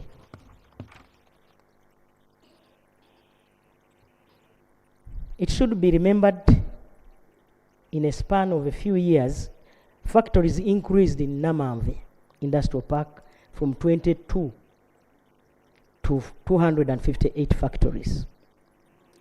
The plan is to have 500 factories in Namamve Industrial Park, and this will be achieved. Right Honorable Speaker and colleagues, government is committed to ensure all outstanding issues on similar projects are settled on time so that value for money is not compromised. Honorable Gumayo, Youth Representative, Western Region, again, on the need to put in place regulations under Section 50 of the Public Procurement and Disposal of Public Assets Authority, PPDA, Act, to provide for preference and reservation schemes that increase participation of youth, women, and persons with disabilities in procurement processes. His prayer, can government update the House on this matter? Honorable Speaker, my response is that the new PPDA regulations 2023 were launched on 25th January 2024. The new PPDA regulations 2023 have provisions that will facilitate direct procurement from manufacturers of aviation, industrial, agricultural, and medical equipment, in addition to allowing use of own resources for public works under force account mechanism.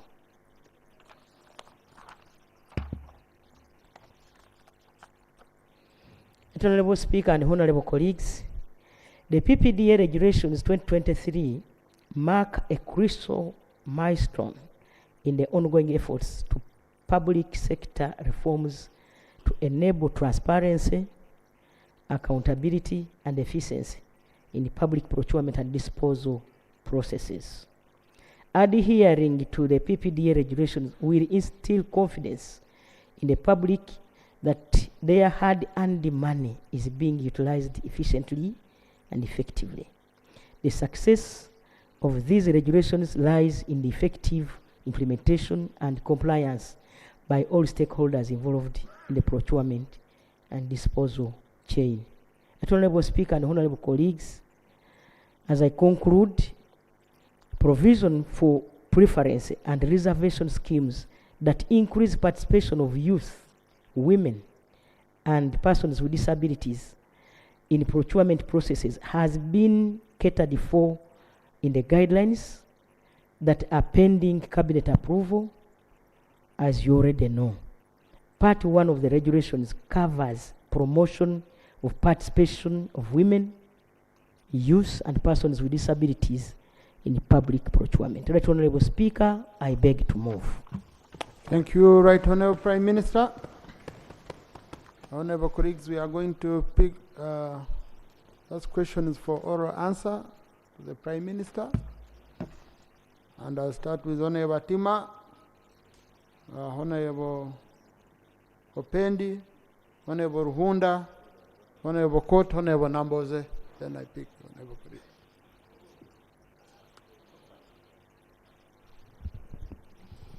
Thank you very much, Right Honorable Speaker. I rise here to raise a matter that is of extortion of monies of fish traders and transporters by a Lieutenant George Ntonga, a UPDF officer deployed to the UPDF Fisheries Protection Unit at a Legu border from 17th January 2024. This officer extorts 3 million per truck of 30 tons to 50 tons of fish from South Sudan traders on claims that the trucks are foreign number plates and the fish that is being brought are of small size, yet not verified. Right Honorable Speaker, this officer asked these fish traders to pay this money in his mobile phone number, which I have here, and part of the money he received it as cash. I have evidence of him receiving this money on his mobile number 078. Honorable, please don't read the person's number here. Okay. You will pass it on to... The phone number is here and the name on it is here. He has so far received over 4,900,000 Ugandan shillings from the traders, each truck paying 3 million. Right Honorable Speaker, as I talk now, 4 trucks of fish are under his custody. 4 trucks of fish are under his custody at a Legu border, demanding for 12 million, each truck paying 3 million in order for him to release them. 5 trucks are still in South Sudan. They have feared this extortion now. They don't want to come to the border, trying to see what will happen to those 4 trucks. Right Honorable Speaker, this UPDF officer has denied office space for the previous fisheries officer who was there. He has removed the office equipments away from him, the stamp and the rest. So he is now using that office alone to achieve his extortion. The second officer, Right Honorable Speaker, is at Pakwach Bridge. And this officer is called Second Lieutenant Simon Tibajuka, Commander FPU, who is extorting 2 million per truck of fish that comes from either Legu or Panyamuru. As I talk now, Right Honorable Speaker, 1 truck that came from a Legu that paid 3 million to the other officer there is being demanded 2 million again. 2 trucks from Panyamuru are all at the police station parked. I received numerous calls from the RDC of Pakwach and the LC5. This officer cannot listen to those leaders in that place. Right Honorable Speaker, this officer at Pakwach has gone to the extent of now picking 100,000 shillings from bus operators. Any bus that comes from West Nile to Kampala, he picks 100,000. Any bus that returns 100,000. I've received calls from bus operators. My prayers. Before I go to my prayers, Right Honorable Speaker, this act of these officers affect not only the fish traders and transporters, but also affects the government in terms of revenue loss. because those trucks which are now kept in South Sudan and these people who are now faring, we are losing a lot of revenue. These monies he is asking finds when these traders have cleared URA 25 million per truck. So how much money are we losing if he is chasing away traders who are paying taxes to the government? My prayers. No, Honorable, here we don't have prayers. I think it should be just a very simple question. Okay. Can the Prime Minister intervene? Okay. Can I ask the questions, Right Honorable Speaker? Yeah. Yes, please. One, can the Minister of Agriculture, Animal Industry and Fisheries... We are in Prime Minister's time. Now it's the Prime Minister. Okay. Can government, through Prime Minister, streamline on the process of managing the trade in fish to be rational so that people are not robbed? Two, can Prime Minister, through Minister of Defense, investigate, prosecute such officers for extortion and causing revenue loss to this government? Number three, can those two officers be withdrawn immediately? Number three. Number four, can those trucks which are under his custody be released? Right Honorable Speaker, this morning, over 700 traders in Arua Central Market walked to the office of the RCC Arua. I tried to call your number to give you the scenario on ground. The situation was bad, but I promised them that you gave me opportunity, I will raise this matter and action will be taken. Thank you very much, Right Honorable Speaker. I beg to submit. Thank you. Now, Honorable colleagues, you can see the kind of, you have to bend the rules to accommodate all this information for the Prime Minister to get the true picture of what is on the ground and for the member to really substantiate on the issues that are happening on the ground. There's a related question. I don't know, from Honorable Koti Bitek, very, very close. Maybe you can handle them at once, Right Honorable Prime Minister. But Honorable Tima wanted to lay on table some document. Thank you very much again, Right Honorable Speaker. I beg to lay on table a complaint with evidence of mobile money transaction between the traders and the officers on table so that it can help the government to investigate. I beg to lay. Thank you. Honorable Okot.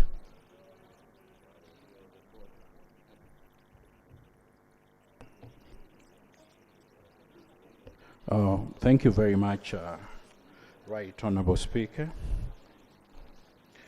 My matter is related in all manner to the submissions of Honorable Tima, save the actors are different. Right Honorable Speaker, on the 2nd day of February, one Molly Akelo, who is possessed of a fishing trading license receipt, did make payments at Amolata district. Her truck of mature fish was impounded along Amolata Nakasongola Road by one Israel Impari, the fish enforcement officer of Amolata Lake Kyoga. Impounded 2 trucks, went ahead while the courier Dan, the driver, was at Nakasongola barracks, sold the fish, disposed it at court for 50 million shillings, while this was in utter breach of, one, the court procedures, in that there wasn't any advertisement.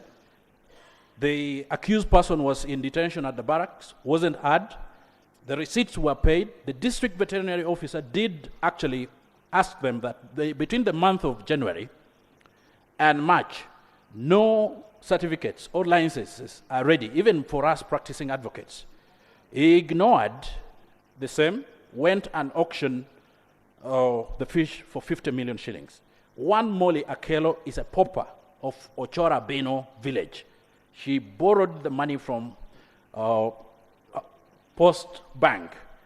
And I believe that if the proceeds of this auction is given, forfeited to one empire and government, Molly would go bankrupt, and the community that she has borrowed or picked fish from will hold her hostage. The situation is no different from other 50-plus trucks that are being held at Nakasongola Fish Protection Unit, where the licenses, persons have paid for licenses, but the process of processing between the month of January and March is still undergoing, and it's not on them. So my plea to the Prime Minister, one, the law in which these officers are acting is the law we did pass here, but has not been operationalized because of the lack of regulations. But persons are being charged under the same legal regime, which at the time is not operational. Two, persons who are enforcing in the lake, which we actually stressed under Section 14 of the said law, that the UPDF itself should be moved away from the lake, and they're the ones doing this. So it brings the feud and the fury from the community that we do lead. So my plea is that, one, Empire Hillary, Israel, should forfeit the proceeds of 50 million shillings that he did receive from one Kiriadan in the sale of the fish worth 60 million that he did auction. Two, the enforcement of the Fish and Aquatic Act that we did pass without the regulations be stopped henceforth until the regulations have been legalized or put forth on the floor. Thirdly, the punitive measures be taken on the high level of connivance between the magistrate grade 1 and Hillary, who sat and entertained the matter ex parte while the accused was being detained at the military barracks. I so pray. Right Honourable Prime Minister.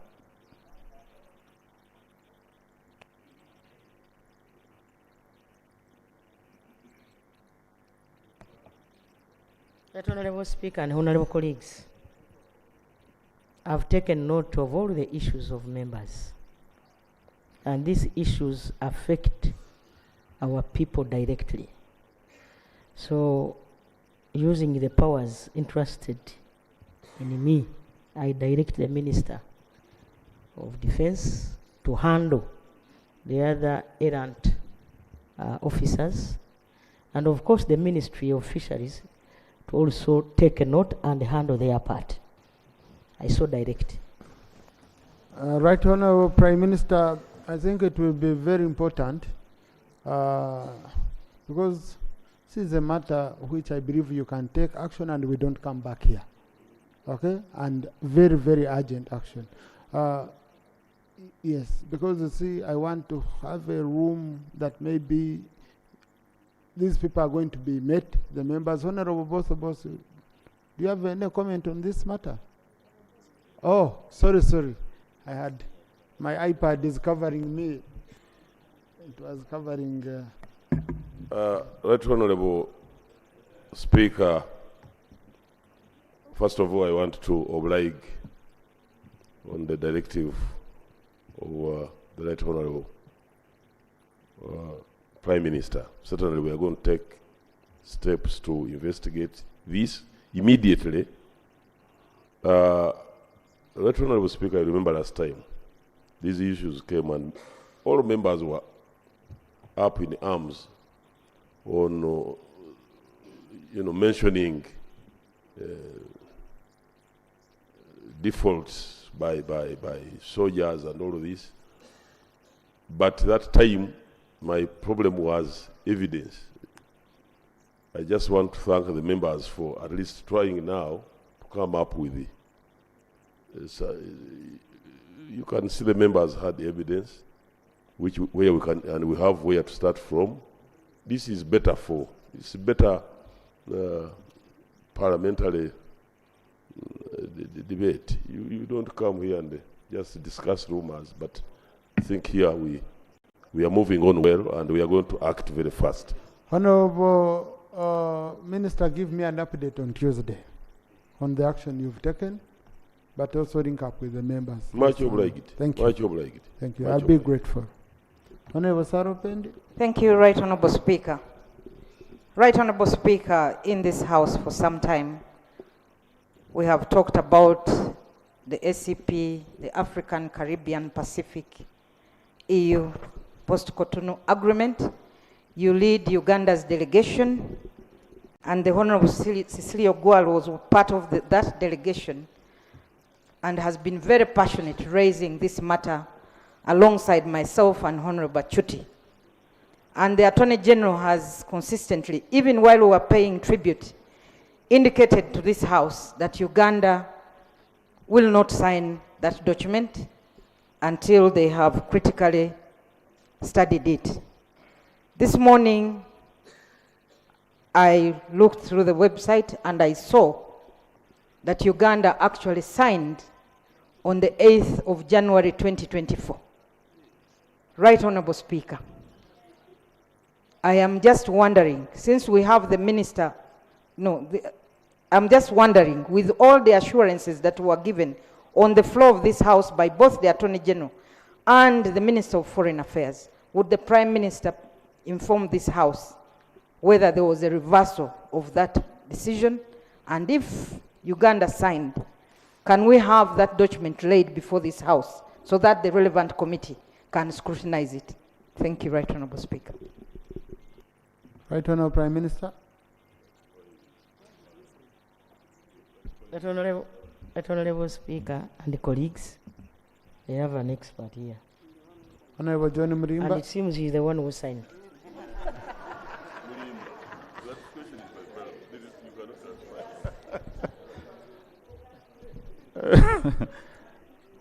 Thank you very much, Right Honorable Speaker.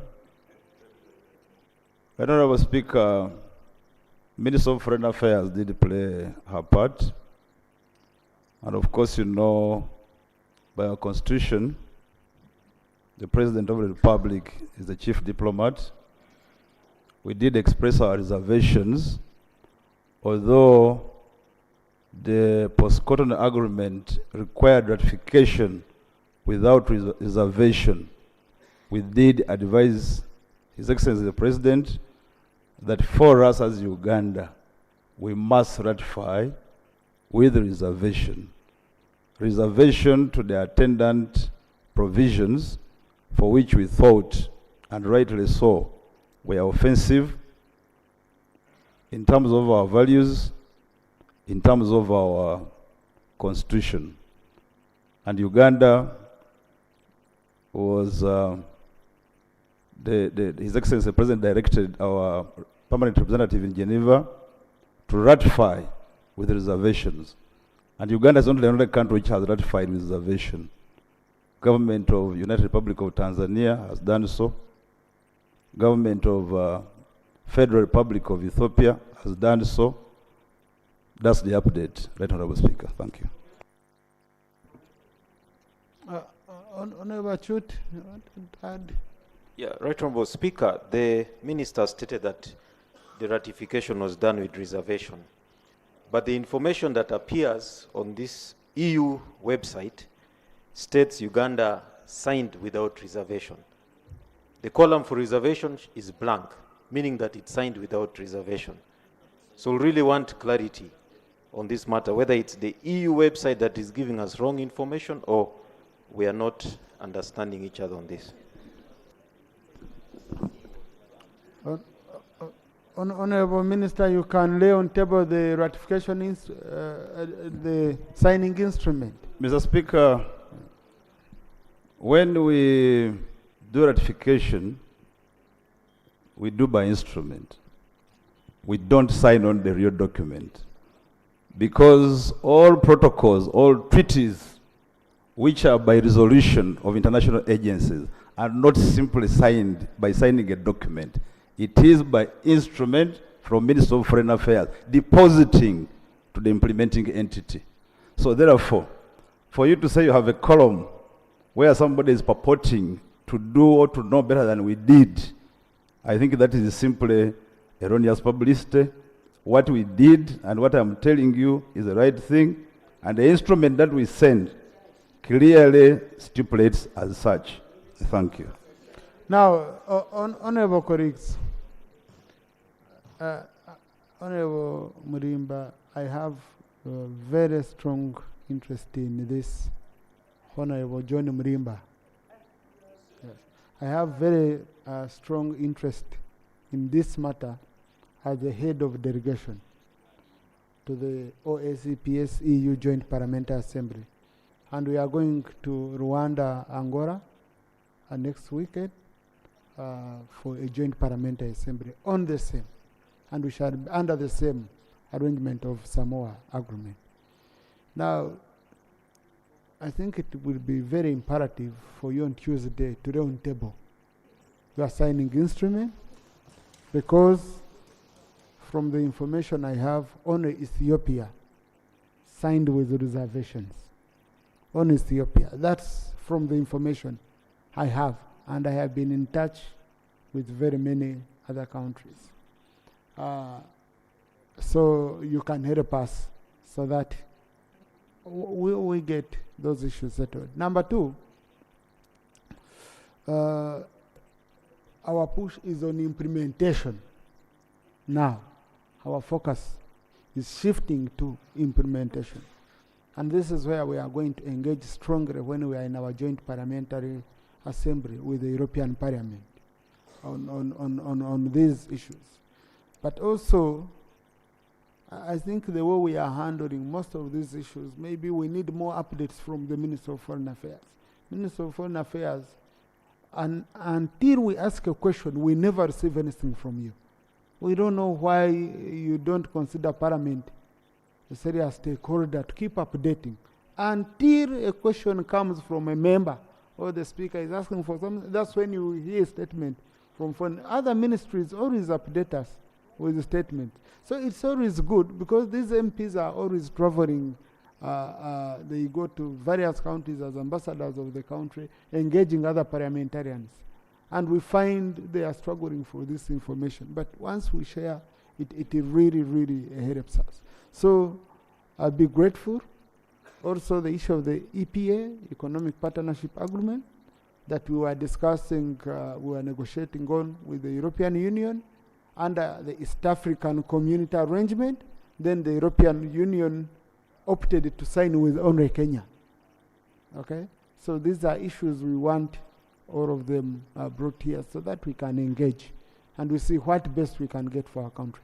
And whenever we reach abroad on these issues, I never see voices of saying, I belong here, we all belong to Uganda. That's the approach we take. That's why we want you to always help us. So on Tuesday, on table, Honourable Minister. Right Honourable Speaker, you know, ratification of treaties, especially this one, which is very contentious, like I have told you, Minister of Foreign Affairs did her due diligence and wrote a report to the head of state, who is the chief diplomat. And the chief diplomat, who is the head of state, instructed our PR in Geneva. So she is the one who deposited the instrument. This time around, not Minister of Foreign Affairs. So it will be expecting too much from me, Right Honourable Speaker, to lay on Tuesday. On Tuesday. And I want to repeat. What I can pledge to do, Right Honourable, to the Minister, is to follow with our PR in Geneva, but I can't give timelines, neither can I commit on Tuesday. Thank you.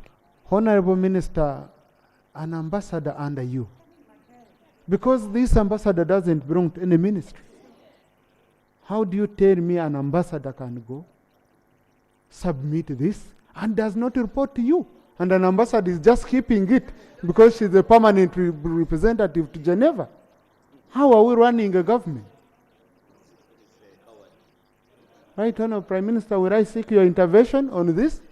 Because I'm surprised the minister saying can't get a document from an ambassador. I now direct.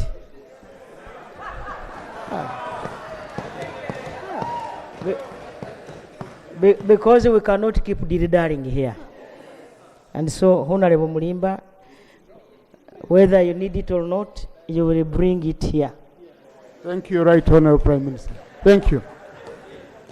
Thank you. Honorable Hunda.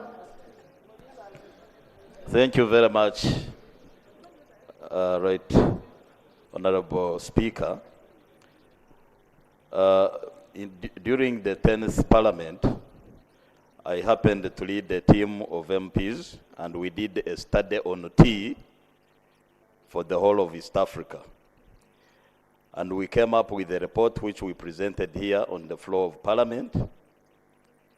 And in this report, we observed that the government had negated its obligation in supervising and ensuring the tea sector is regulated and the farmers are supported accordingly. So we asked the government to ensure that they take measures of managing the tea sector. But the government abandoned the tea sector to the private companies. Now, we had observed very clearly that if this is not done, we are going to have a future calamity where the quality of Ugandan tea is going to fall completely and earning Uganda the lowest price. We put that in the report. It is there. Question? Now, my concern, as we speak now, Right Honorable Speaker, the price of Ugandan tea, now a kilo has fallen to 75 shillings from 400. The factories are laying off workers. The farmers, as I speak now, they are uprooting the tea. This is a very, very big national economic problem. I know we have been talking about cows and so on, but this tea sector is one of the historical biggest sector for the economy. I would like I would like to ask the Prime Minister, why did you not take into consideration our recommendations to regulate the tea sector and now wait for this tea to go up to the lowest level where now we have unemployment levels going high? People cannot take children to school. Everyone people are unemployed. What type of this is? This is really terrible. Can you really? Thank you, Right Honourable Prime Minister. Honourable colleague, that's a problem of trying to divert and you want to quarrel. So when you decide to quarrel, you... Honourable Speaker and colleagues,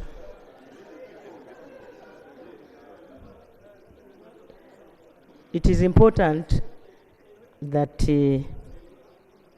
I inform you what steps government has taken in order to have this problem solved. Honourable Speaker and colleagues, our tea is auctioned in Mombasa. The quality of our tea, the fact is, went down because we don't apply fertilizers. That's the major reason. And secondly, when our people are picking tea, they pick 5 leaves or even more instead of picking the right tea leaves, 2 or 2.5. Honourable Speaker, we have been directed by the President. Myself, I am the chair. Somebody was wondering whether I know everything in this country. Yes, I'm a Prime Minister.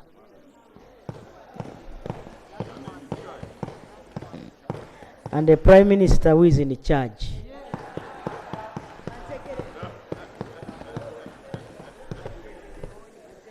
And so, Right Honourable Speaker, we have held a number of meetings and had some other deliberate interventions. One, government is going to bring our resolution from cabinet here to support the tea sector directly. Then two, because cabinet has already passed these resolutions. Two, we are saying, I think we need alternative markets. Alternative markets. The other day, I had a meeting with the Deputy Prime Minister of Italy, who is also the chairperson of the ruling party in Italy. That's not a small person, who invited factories and said the Ugandan people should go and have joint ventures with those factories in Italy, so that tea can be processed or value added from Uganda, so that destined to Italy market, instead of going through these other places. We have linkages with Dubai, UAE. There is a company called Elite Agro that is coming to put 5 factories in the first phase, so that we can add value to our tea from here, designated to UAE or Emirates, with new technologies. And so, Right Honorable Speaker, those are long term, but short term, government will come in to help the farmers. And I want to request the farmers not to uproot the tea, because we are coming to solve the problem. Right Honorable Prime Minister, you seem to have gotten a lot of good news from Italy, but you keep giving us in piecemeal. Okay? Honorable Numbers. Speaker. Right Honorable Speaker, by a letter signed by the Executive Director of Mulago Hospital, Dr. Byanyima, dated 9th September 2023, to the Inspector General of Police, 162 families of policemen that have been staying at Mulago Police Barracks are due for eviction. And Right Honorable Speaker, as we speak right now, an eviction notice has been issued for the said officers to evict themselves, all face forceful eviction by Monday. Right Honorable Speaker, it is true that the land on which Mulago Hospital is housed Mulago Barracks, Police Barracks is housed, belongs to Mulago Hospital, but the police occupied it on consent and invitation of Mulago Hospital, which went ahead to construct some of the houses on it for police officers to secure Mulago Hospital and other health facilities in the city. With time, due to housing challenges the police force is facing, various policemen have constructed with permission semi-permanent houses that characterize police barracks today for accommodation. Most probably, Right Honorable Speaker, Mulago Hospital wishes to utilize this land for a good reason. But Mr. Speaker, it will be so irregular and reckless for any government organ to evict policemen from a known barracks summarily without an alternative for relocation. We wish to believe that under normal circumstances, an alternative would be offered by government to these police officers to relocate their families. Mr. Speaker, sir, the accommodation situation of our police officers is a total disgrace. Yesterday, Right Honorable Speaker, I heard the Minister of Internal Affairs, whom I have the honor to shadow, telling the general public that the bad situation under which our police officers are accommodated is due to the oversight of this house. That money is diverted to facilitate us, Right Honorable Speaker, instead of constructing houses for policemen. Right Honorable Speaker, these words border on incitement, and the consequences of inciting security officers against the politicians, Mr. Speaker, are known. I fear the day our policemen will lose patience over the accommodation situation they face, Mr. Speaker. And for this reason, Right Honorable Speaker, I want to use this Prime Minister's time to ask the Prime Minister whether she's aware that 162 police families are being evicted from Mulago, and what alternatives government has for the barracks. Thank you. And whether it wouldn't be prudent for now to stay the eviction until an alternative for these families is found. And lastly, Mr. Speaker, that last year in November,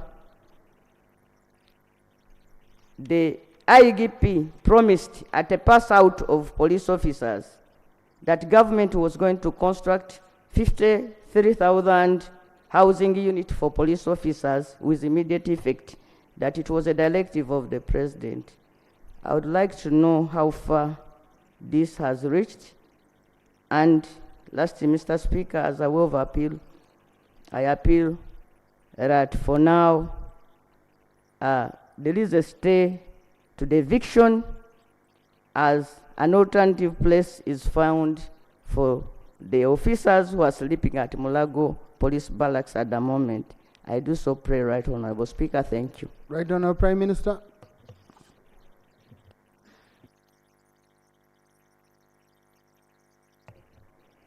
Right Honorable Speaker and colleagues, I received a petition from some police officers, and we had a meeting yesterday with the Deputy IGP and some officers from Mulago.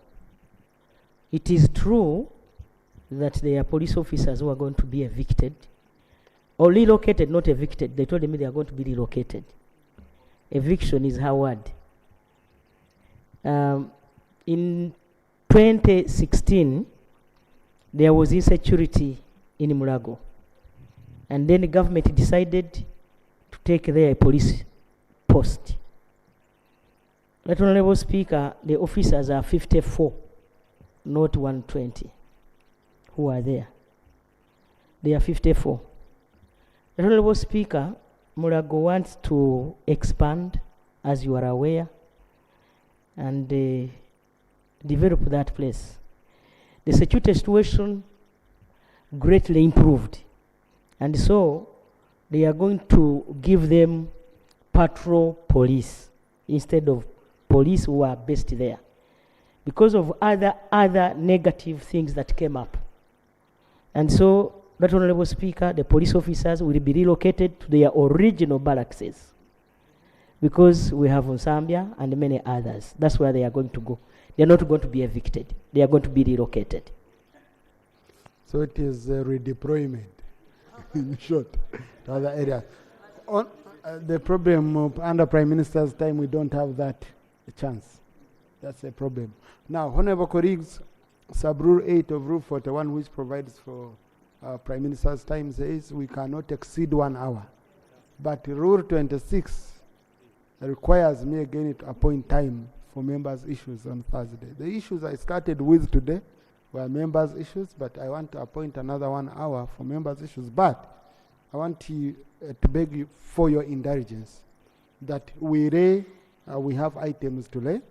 These items be laid, okay? And then we resume now into members' time. We continue with the issues, okay? I give you enough time. Prime Minister has said she's here. She must answer your issues before she goes. So, Clerk. Item Number 4 on the order paper, laying of papers pursuant to Rule 34 of the Rules of Procedure by the Chairperson Committee on Science, Technology and Innovation. Chair.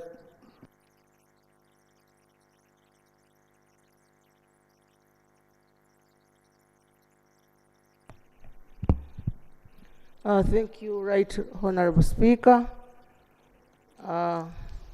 I wish to lay a report of the Committee of Science, Technology and Innovation on oversight field visit to Soroti University, Lira University, Guru University, Kabale University, and Mbarara University of Science and Technology under Rule 34 of our Rules of Procedure.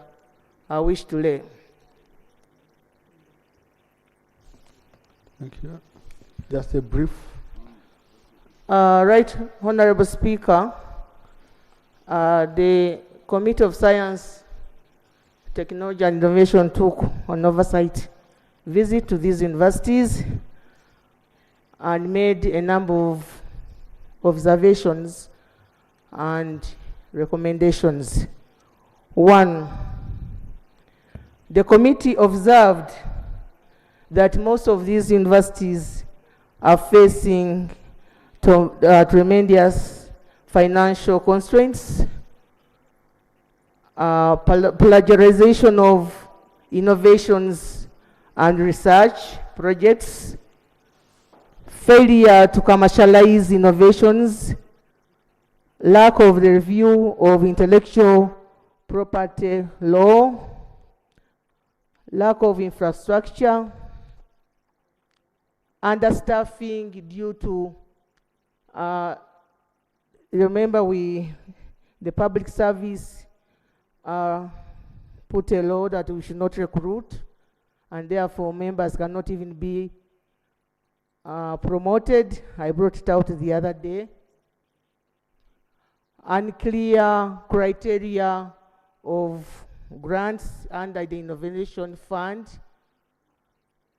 and sustainability of these innovation projects, because some of them take over time, and therefore when money is given in bits, some of these researches are never completed. The committee also observed that a lot of money was allocated to various projects in these universities, a lot of money, and some of them were never completed. Science is not a one-off activity. Research takes a lot of time, and when money is given in bits, some of the researchers actually collapse, and some of the results make no meaning because the project is not completed. Another observation was there are no technology parks within the proximity of these science-based institutions to enable information sharing among academicians, innovators, and the industrial sector. Notwithstanding that the private sector is not on board to commercialize these new innovations to foster socio-economic development, which is the key objective of under Rule 34, Right Honorable Speaker, I think I'm right, read it. Yeah. I'm supposed to summarize, and it's up to the Speaker even actually accept to debate for 45 minutes. So I'm just summarizing. Honorable Member, just let me make it easier for you. When you look, I gave her 10 minutes because under Rule 34 too, she is supposed to give us highlights, and then I will appoint time for debate. This is unique for field committee reports. So thank you for that guidance. So I'm just summarizing what you observed, and these are very important issues. and which we need to debate at a particular time, because our innovation fund was a lot of money, and some of the research actually were never completed. So I hope, Right Honorable Speaker, you give us time to debate this sector seriously, because if you are looking at this development of this country under science, if we don't take science seriously, we shall continue being in the analog. Another observation is that institutions, under these institutions, these innovators were given money under Preside. Remember that saga of Preside. A number of projects were taken under Preside, and some of them are still under investigations. And some of these reports, for example, sericulture has never been debated, and a lot of gardens are out there rotting, and a number of farmers actually are affected. So that's another project that we need to discuss seriously. I remember, Right Honorable Speaker, you had planned to have a meeting between Attorney General, yourself, the chair, and the minister. That is a very important report. And a number of colleagues here have those projects, the Maribag projects under sericulture. Hopefully we shall get time to discuss that sericulture project. Recommendations. Government should work up measures and guidelines on how universities and industries can work together so as to share research ideas and translate them into production for commercialization. There should be development of one-stop center for scientific innovations with relevant technologies to facilitate research. This will assist upcoming innovators, individuals, and small and medium enterprises to ease research and innovation. Government should expedite the process of establishing more hubs in regions where they do not exist. The existing innovation hubs should be upgraded to accommodate researchers and innovators in the regions where they are situated. There should be streamlined policy guidelines on how innovation funds are distributed and utilized to minimize the unscrupulous scientists who disappear with research funds. The government should allocate more funds to universities to facilitate and promote scientific research and innovations in the form of support to scientists, the establishment of accredited laboratories, and recruitment of staff. The government should put in place a regulatory framework to guide government-funded individual projects and the transitioning of viable research projects into commercialization. Lecturers should not be treated as civil servants to be tired or retired when they clock 60 years of age. At 60 years, it is then that their expertise should be tapped into as they nurture the upcoming experts. I submit.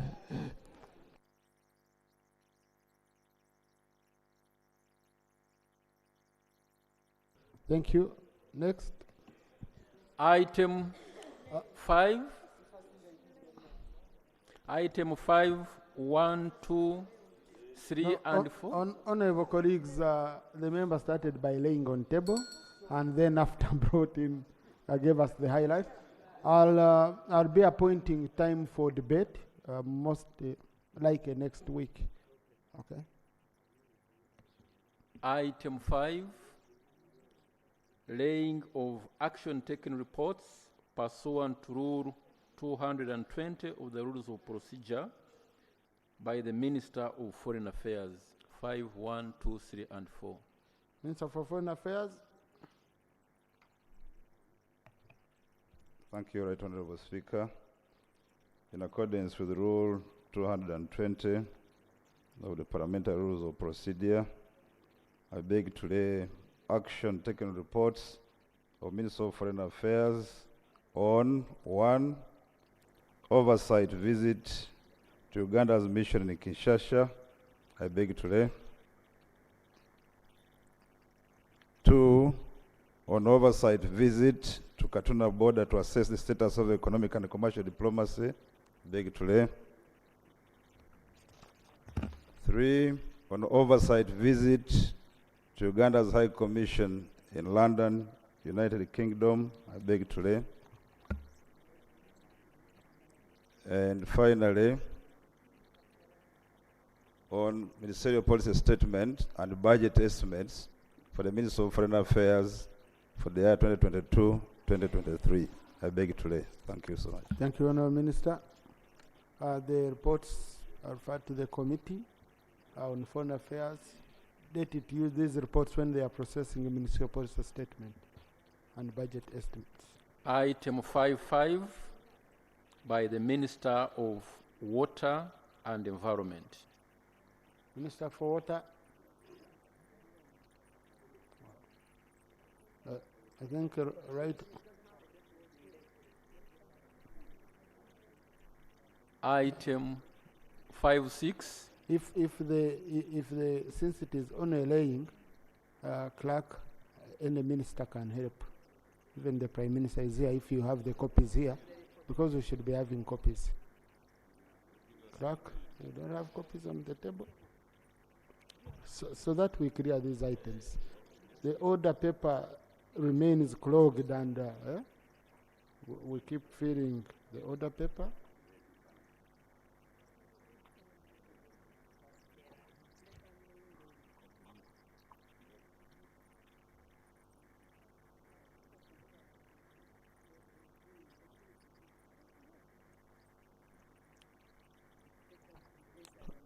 Oh, no, Minister.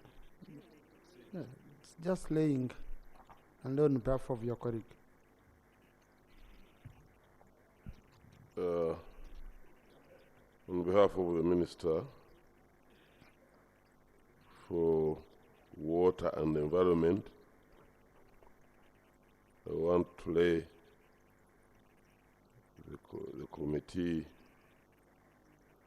The action report. taken report. The action taken report. The action taken on recommendations of Parliament on the report of the committee, Uganda's climate status and interventions on climate change and budget estimates for environment and natural resources sector, that one, financial year 2023-24. I beg you to lay. Thank you, Honourable Minister. Refer to the Committee for Natural Resources for consideration during the budget. Item 5.6 by the Minister of Security.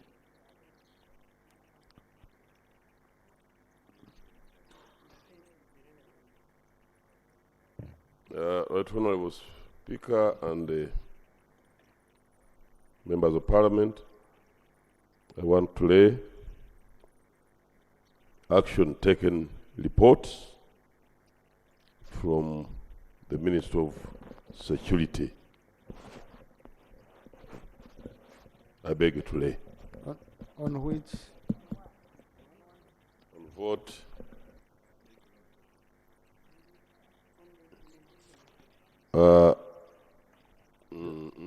They didn't put it there. Let me help you, Honourable Minister. You can use my copy. Honourable Minister, use my copy. I think so. Yeah. Because I have copies of all those reports.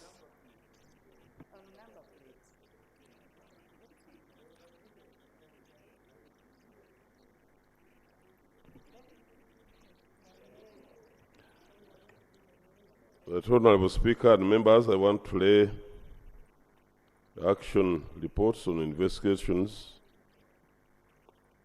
on the implementation of the intelligence monitoring system of MS Joint Stock Company Global Security. I beg to lay. Right Honorable Speaker. Thank you, Honourable Minister. It's referred to the Committee on Presidential Affairs. Thank you.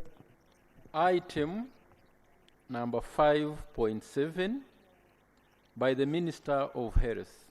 Honourable Minister for Health. Right Honourable Speaker, I beg to lay the action taken report of the health subsector following the resolutions and recommendations of Parliament in the financial year 2022-2023. I beg to lay. Thank you, Honourable Minister. Thank you. Refer to the Committee on Health for consideration during the budgeting process. So, Honourable colleagues, as I guided earlier, that we are going to resume with members' time, and I start with Honourable Kwizera, followed by Honourable Jonathan Odo. Right, Honourable Speaker, thank you very much. I am raising an issue where the Right Honourable Prime Minister is a witness and the Deputy Speaker is a witness to the state of the roads in Uchimbiri County. The state of the roads in Uchimbiri County are so bad that they are denying Uganda the income that would be there if the roads were good. Honourable members, we have 72 kilometers from Chisoro to Nkulingo, Rubugula and Moko. Government of Uganda identified a company, Drought Service, but this company, which they have been telling us, comes when there were no provision for budget and studies. We would want the government to tell us how they identified the company that they were telling us would undertake that load when they had not completed their financials. Second is that we have a road which is 10 kilometers, 10.8, connecting Chisoro and Kanungu from Teko to Buhoma. Because Buchimbiri County is like, it is landlocked. There is no exit, as the Right Honourable knows, the Prime Minister. When the community decided to mobilize its own resources to open up that road, 10.8 kilometers from Nkulingo to Buhoma, the government stopped the community from making the road because they had said they don't have money. And we have been waiting for Ministry of Works. I am happy Honourable Choro is here. Our prayer is that can the government allow the people of Buchimbiri mobilize its own resources and make that 10-kilometer road from Nkulingo to Buhoma as they plan their own resources. Lastly, I want to emphasize that all of the international guests who come here, a number of them who visit the government, meaning the head of state, they are sent to Buchimbiri to go and visit.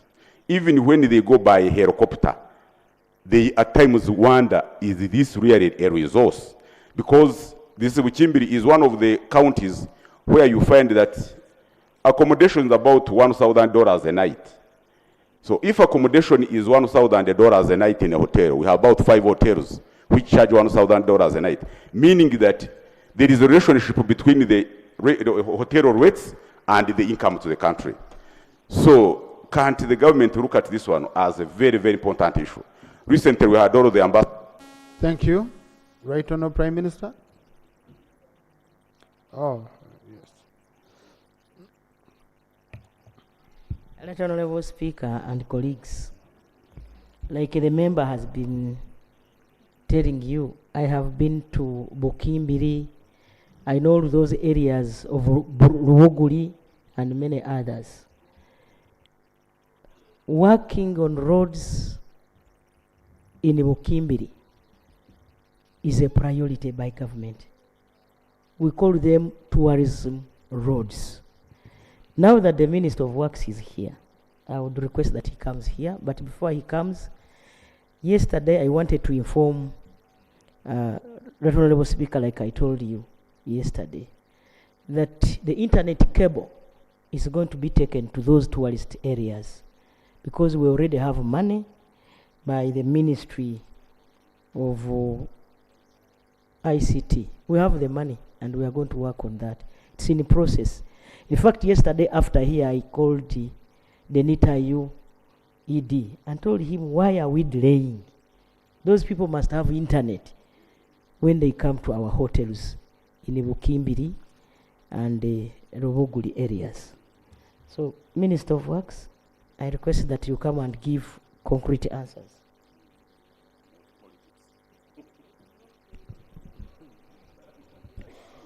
Right Honorable Speaker, they want me to provide concrete answers. Right Honorable Speaker, Muko, the Muko road that my honorable colleague has talked about,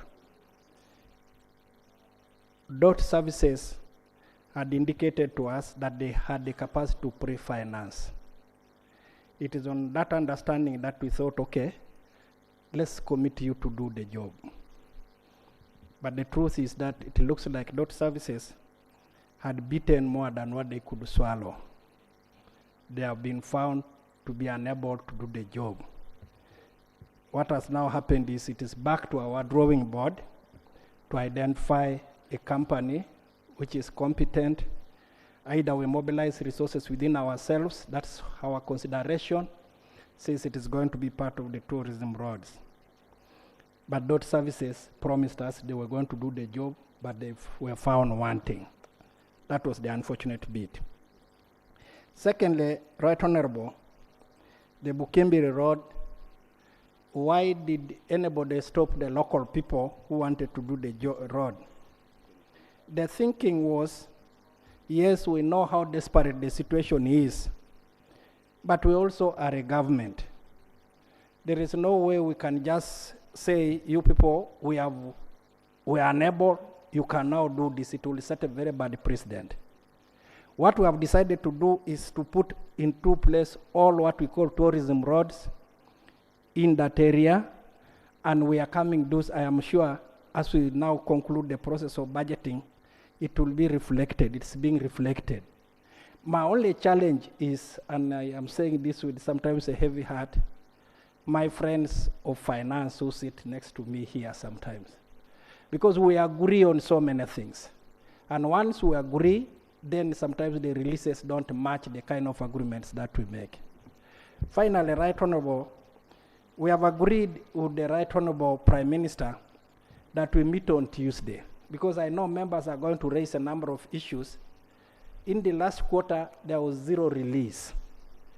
Even for maintaining the already bad roads that we really urgently need to make interventions on. So we have agreed that we meet with the team of finance under the chair of the Prime Minister on Tuesday, so that we'll come to this house and explain precisely the state of affairs and why we are not seen to be doing what we are supposed to be doing. Thank you. Thank you. The Minister for Finance was here last week and he told us that this February they are going to add you money. Minister of Works, here, committed on the floor. So I hope they do. Honorable Minister, the problem with that road, you see, the tourists who are buying gorilla permits, gorilla tracking permits, are tourists of a certain level who do not want really that kind of discomfort. That it's so valuable. You remember the former Attorney General of Kenya, Honorable Njojo, had to be thrown, put on a stretcher at 100 years. He celebrated 100 years tracking gorillas in Bwindi. It's to that extent people who want it, because he said, I want to die after I've done this. And a few months after, may his soul rest in eternal peace, he died. But you can see the kind of people he flew in. They brought in a special stretcher, carried him until they got to gorillas. And he said, now I have peace at 100 years. So the kind of people you are hosting in that area are people who can accommodate, who can manage the budget of being charged by our neighbors that is near ×3 for our permits. And I think the reason as to why we are even charging less is because we are not providing services. That's why we are providing extreme discounts. Others are charging over 1,500. We are charging around 600. Okay, because we don't have facilities, and other countries, they have facilities going to that road. So when you look at money coming from that area, it's like really milking a cow you don't want it feed. Whatever milk you get out, you go, you dispose of in other places, and you don't want to feed that cow. So I understand your dilemma. I hope Tuesday you'll get a solution to this. So I want to thank you. Now, Right Honorable Prime Minister, you will allow me, since we ended the Prime Minister's time, we had members' issues. When the minister is here, I don't disturb you. I pick on the minister. Then when you want to add on, you always have that right away. Honorable Jonathan Odur. Thank you, Mr. Speaker. My question to the Prime Minister is there any chance that the President is serious about his weekly threats to fight corruption in this country? And if he is, as the Prime Minister in charge, when are we likely to see action on the high-profile cases of corruption that has bewildered the regime? Thank you. Right Honorable Prime Minister.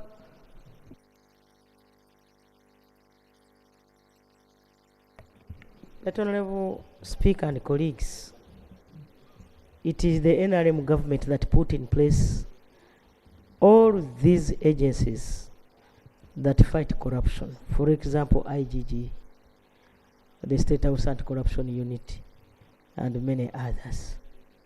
And so, I believe the President has the authority to use those anti-corruption agencies to fight corruption seriously. He's not just issuing threats, he's serious. And you will see, like he...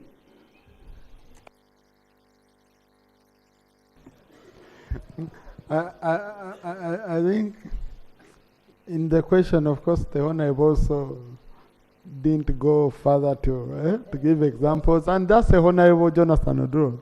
He's always cautious before making that statement. But Honorable Prime Minister, I hope you picked the point seriously. Yes. Honorable Andrew Ojo Kolanya, and then Honorable Barimwezo. Procedure, Iganga. Thank you, Right Honorable Speaker. In your earlier communication, when we were starting House, you said that persons with or colleagues with matters of national importance will come in at the Prime Minister's time. And it has always been a tradition that we come to your office and we book. But you're not reading our names, you're just choosing randomly. And I personally booked in your office, so you're not looking. Are we proceeding? Are we proceeding well? Yet you promised us that we would come in Prime Minister's time, because I have a concern, and I'm lucky that the Prime Minister is here, the Honorable Minister for Health is here, the Minister for Energy was here, and he has moved out. And my issue is touching. Are we proceeding well? Yeah, thank you. Now, Honorable Prime Minister, I have an issue with ministers. They come in, once they address their issue, they run out. They come in when they're on the agenda, so sometimes you find it's really difficult. And maybe you can ask them, when the Prime Minister is in, she needs support, they should remain, at least to give support. And I want to appreciate the ones who are here, who have remained to give support, because she can't know each and everything. It's very important. Honorable, as you can see, Honorable Andrew Ranya was not even standing up. I picked him. Why? Because I'm reading from the list of those who were submitted. Honorable Batima, the one I started with, many members were standing. I didn't pick them. I started with him. Okay? So I'm following what we agreed. Yeah, only that I've not yet reached you. Yeah. But don't mind, you're going to be given an opportunity. Okay? Honorable. Thank you, Mr. Speaker. 18 months ago, we had an extensive debate here on the motion raised by the Kit woman MP regarding the need for government to prioritize the nodding disease syndrome in northern Uganda. Despite all these reminders, there's no clear action being taken.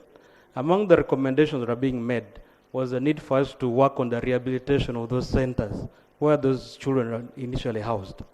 The second one was for them to research and share those findings. Despite all this time of 18 months, we have lost several children and we still don't know what is happening. It is my request to the government to share what they're doing about this, because in the budgeting period, we need to know where this money allocated to those who are victims of nodding syndrome. I want to thank you. Minister for Health.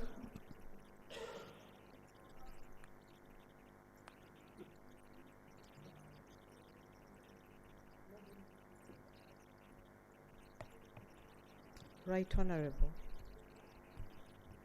Allow me to start from the point that we have managed to eliminate river blindness from that foci in the north, and there are no more parasites in the black flies.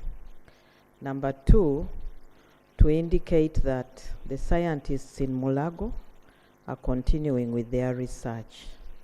Number three, to indicate that finance since then has not provided any money for nodding disease following the unfortunate incidents of failure to account for money. I thank you.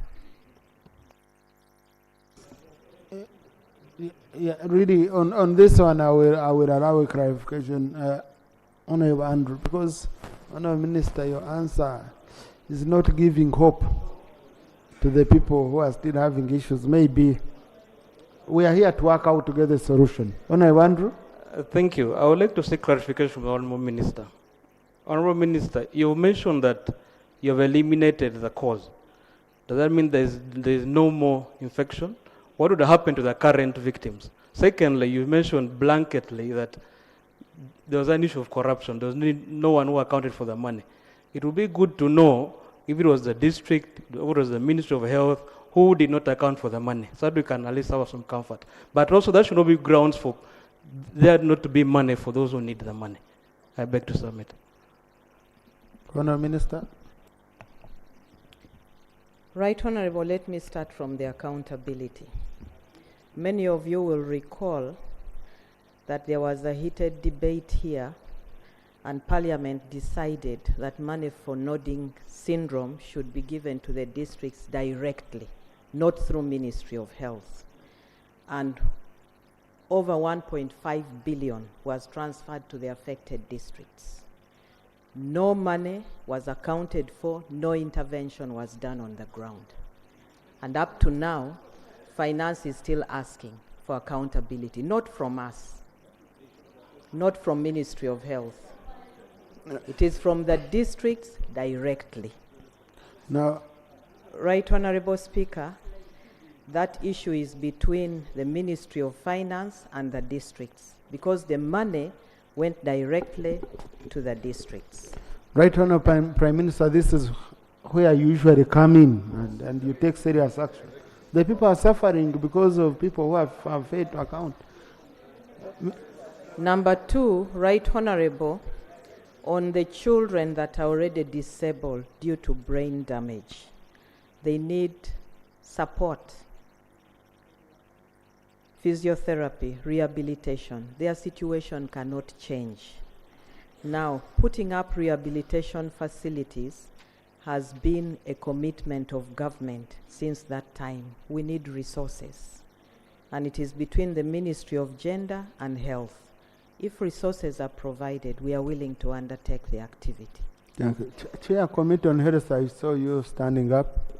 The Chair Committee on Health. Thank you, Right Honorable. The Health Committee visited the 4 districts in the Acholi sub-region and has come up with a report which we are yet to present next week, once given space on the order paper. But the issue of nodding disease right now majorly points towards rehabilitation and nutrition. And we have made recommendations that money should Honorable, Rule 80 stops you. Okay? Rule 80 limits you. This is a committee report until it comes here. I'm going to give you space on order paper on Tuesday so that we can, colleagues, for now, let's handle it on Tuesday. Let us extensively handle this. No, Minister, Tuesday or Wednesday? Which day do you think? I usually need you here, and I know some days where you have serious obligations as per note. Can I do Wednesday? This is an urgent issue. Yeah, thank you. Wednesday. Please, please, please, please. When I guide, I've guided, and I know why. These are issues we shall discuss after receiving a report that has more details. Now we are discussing prematurely as a report, okay? So on Wednesday, that's when we shall hand. I request you, Honorable Komaket, okay? Thank you. Honorable Valimwezo.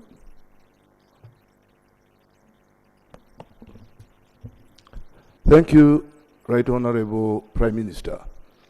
Right Honorable Prime Minister, on the 17th day of April 2023, African Union Transition Mission appreciated UPDF's Battle Group 35. It awarded them with medals and also paid their salary, paid their allowances. Unfortunately, these officers in uniform have not received all their salaries, all their allowances. And that applies to Battle Group 35, 36, 37, and 38. These we appreciated for their selfless service in creating peace in Somalia. Yes, I'm speaking with authority, and because I know the subject matter. My question is, can you update this House why the delays and yet AU paid the allowances of the officers?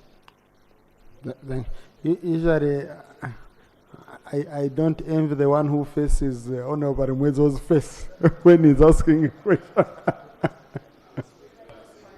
Barimwezo is a friend. Those of us who know him, he's a very good friend of almost everybody. Right Honorable Speaker and Honorable colleagues, it is true, African Union provides funds which are paid to our men in uniform on duty in Somalia. They have not paid since last 4 months. What the government is doing is to give them a small honorary allowance of $100 and food. At least they are sure of food and salaries here back home. They don't use their salaries the other side because you know what is happening in Somalia. That salary, I think, is the one that keeps their families. And once AU, that is African Union, pays money, the Ministry of Defense will pay those servants of ours. Thank you. Honorable Max Ochai.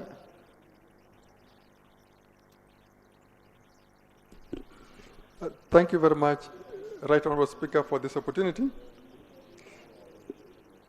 Right Honorable Speaker, we shall all recall that on the 14th day of January, the year 2021, the people of West Budama North constituency, whom I represent in this parliament, and then Bukedi sub-region at large, overwhelmingly voted the NRM party into government, largely on account of the upgrade of Tororo Nagongera Busolwe Road to join Namutumba, Butaleja, and Nabomali. On the 4th day of December 2021, the late, that's your predecessor, Jacob Bulanya, at the memorial service of Dr. Tango Doi's mother in Tororo, committed to ensure that that road be upgraded. On the 17th of July, 2022, when we're entering the remains of the mother of Honorable Fox Odoi in Tororo, you committed that you'd follow the upgrade of that road. I'm glad that last year, about a month or so ago, 3 months or so ago, our Right Honorable Prime Minister woke up UNRA to ensure that the feasibility study and detailed engineering design of Tororo Nagongara Busole Road be done. May I take this opportunity, Right Honorable Speaker, to ask the Right Honorable Prime Minister to tell us the status of that feasibility study so that our people get comforted. Right Honorable Prime Minister? Oh, there is a minister here, Honorable Mose Chweru.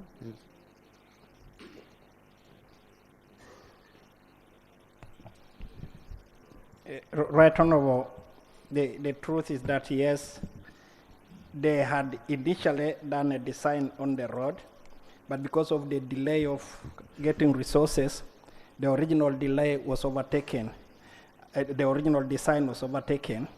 And when the Prime Minister met the team, we agreed that the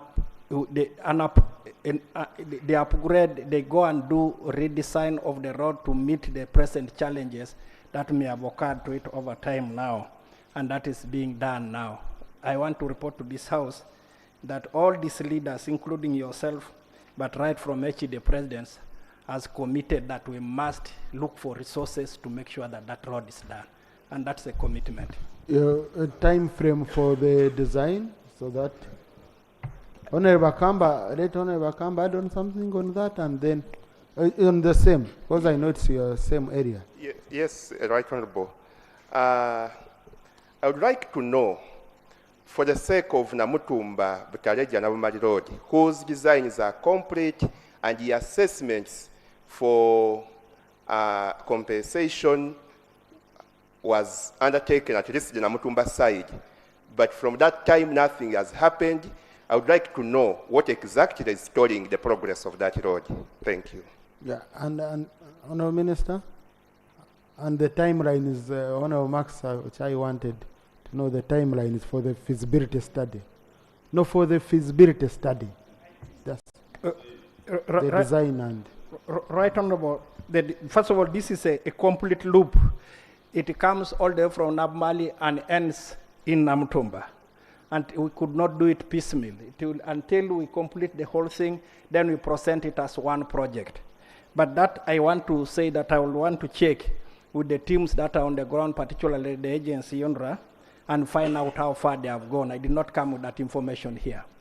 Honorable Minister, we are waiting for your statement. You know, we agreed you're going to bring us a statement on the status of roads, and I'm expecting it next week on Wednesday. And these are the details we want, clear details in terms of if they've done the design, tell us they've done the design, we are projecting. And we shall honestly look at it in a truthful way, because we don't want to judge you. You can't sell your goats to go and do roads. So we you know, no, you can borrow goats from your honorable colleague. Yes. Honorable Sauda. Thank you, Right Honorable Speaker. Mr. Speaker, my concern is about the unstable and interrupted power supply to our general hospital, Igang Hospital. It is good enough that the hospital I'm talking about, Right Honorable Speaker, I think you know it, it sits along Iganga Tororo Highway, so it is a highway hospital. Right Honorable Speaker, this hospital delivers around 600 to 650 babies per month. That's it. Even, I think the Honorable Minister for Health can attest to that. Yes. This hospital I'm talking about is a hospital that has been ranked the best general hospital for over 5 years. But, Right Honorable Speaker, yes, we have a standby generator, but the standby generator is now acting as the supplier, the major supplier of electricity instead of umeme. Right Honorable Speaker, it has a care unit for the preterm babies, commonly known as the prematures. These babies are always in oxygen concentrators. I think that's what they call it, incubators. They need full-time oxygen, and they're always kept there for some time before they are discharged.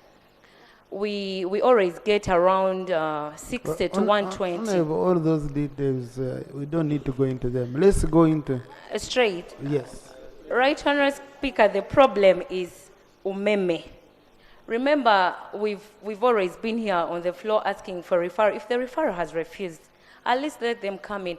Last Parliament, when the Right Honourable Prime Minister was Minister for Health, I think, she visited that hospital, and she helped on the cost of because they had a huge bill that they had failed to pay. But now they're still facing that problem because most of the times the electricity is off and they are using the generator. The budget is small. They end up using all the money to buy the fuel. The electricity is off and in town it is there. So our prayer is we need a dedicated line supply for that. If we really know that life is really a priority in this country. Minister for Energy. Thank you. Another concern is about the X-ray. It is idle. I hear the NMS is the one supposed to supply the digital films that run that machine. But it is idle because the films are not there. They send our people outside and they end up being knocked down because they are going to access services for X-ray. Let them come to our appeal because, Right Honourable Speaker, the blame is put on your MPs. They see us as not working and we really want to come back here. Thank you. Thank you. And, but above all, you want to save lives. Yeah. Honourable Kasai.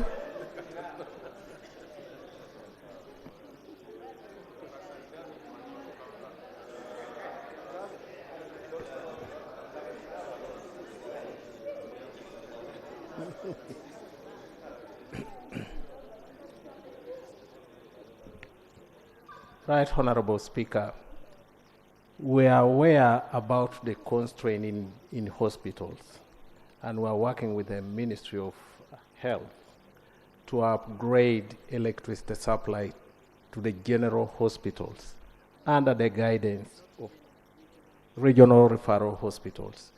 And we have a project which is dedicated to that. We signed an MOU with the Ministry of Health to guide us where should we take electricity and what quantity of electricity we should deliver to hospital. Honourable, this is not a regional hospital. So that one, I work under guidance of Ministry of Health, and I will always deliver electricity where she says there is inadequate electricity. Like we have, she's saying now, but the MOU is between Ministry of Health and Ministry of Energy. We work under guidance of Ministry of Health. For example, when the Minister of Health said we need a dedicated line to Mbale Referral Hospital, we actually have it now. So it depends now on the grading of Minister of Health. So, but Honourable Kasai, I don't think Minister of Health should come in first tell you that where you have electricity, ensure you have consistent supply. Yeah, okay, whether it's the home, whether it's the what, consistent supply should be. So, because the Minister of Health is coming to you on these big ones, which need special attention. So the other ones, like district hospitals, should be up to you to ensure this is the hospital, what can we do? But the Right Honourable Prime Minister wanted it supplement on this. Let me clarify this. Yeah. For all hospitals, we are putting 3-phase. And for this type of hospital, we shall actually have a 3-phase. And then the other hospitals, which have heavier equipment, will actually have a dedicated line. Okay. Okay, Right Honourable said that's what she wanted. We can save time. Honourable members, I've been to Iganga like 5 times. The issue is that we have been giving them little money. That's why they have been clamoring to be upgraded to a referral so that the budget can go up. The same applies to Mitiana. The same applies to Gombe and many other hospitals. The machines that we give them consume a lot of power. And so the money we give them is not enough. Secondly, I think we need to come up with a way of paying electricity directly. From central bank, money goes to the... Because once it goes to these corners, it passes through many hands. And so I was of the view that you give me time, I will handle this matter together with the ministries concerned. So that Gombe Hospital, Mitiana Hospital, and Iganga, even in Bugiri. I've been to Bugiri, they are also complaining about the same. I have not been to Palisa, though I was there as RDC. But Massaf Hospital in Busia, they are suffering in the same way. Whenever they put on the machines, electricity takes all the money. And so I think we need to redesign and make sure that we give these people enough money that can run those machines. Thank you. I'm really happy to hear that, Right Honorable. I'm happy to hear that, Right Honorable, because the other day we were discussing here the issue of utility bills. The issue of utility bills here we are discussing, and we guided that start deducting for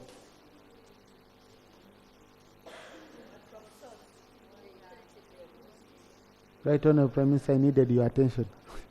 The issue of utility bills, let us deduct money even from the source so that we pay. Because you see, when you look at like the water supply companies, when they get this money, right away they go to do water projects. Now, when some of these institutions, MDAs, receive money for utilities, they go and first pay allowances, they reprioritize, and utility bills come next. Because they know when you cut off a hospital, MPs will come here, shout and all that, and then we say, no, reconnect. When you cut off a police, there's no way you can go and cut off a barracks. With whose security, under whose security? Okay, under whose security? To come and cut them off. So it's very important, like how you did for internet. You no longer hear issues of internet. Deduct money at the center, give to utility service companies, and then you will find that you even get good discounts. And then we also look into issues of the budgets. Because I think here in Parliament, money which you have been putting for utilities, we have been giving it. When we are passing a budget here, we've never reduced the money for utilities. Okay? So it is on the side of the executive, like the Prime Minister has said, study it, revise, get adequate budgets, and then we'll be able to support from here.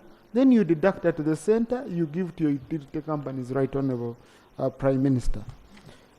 Honorable Mariam Naigaga.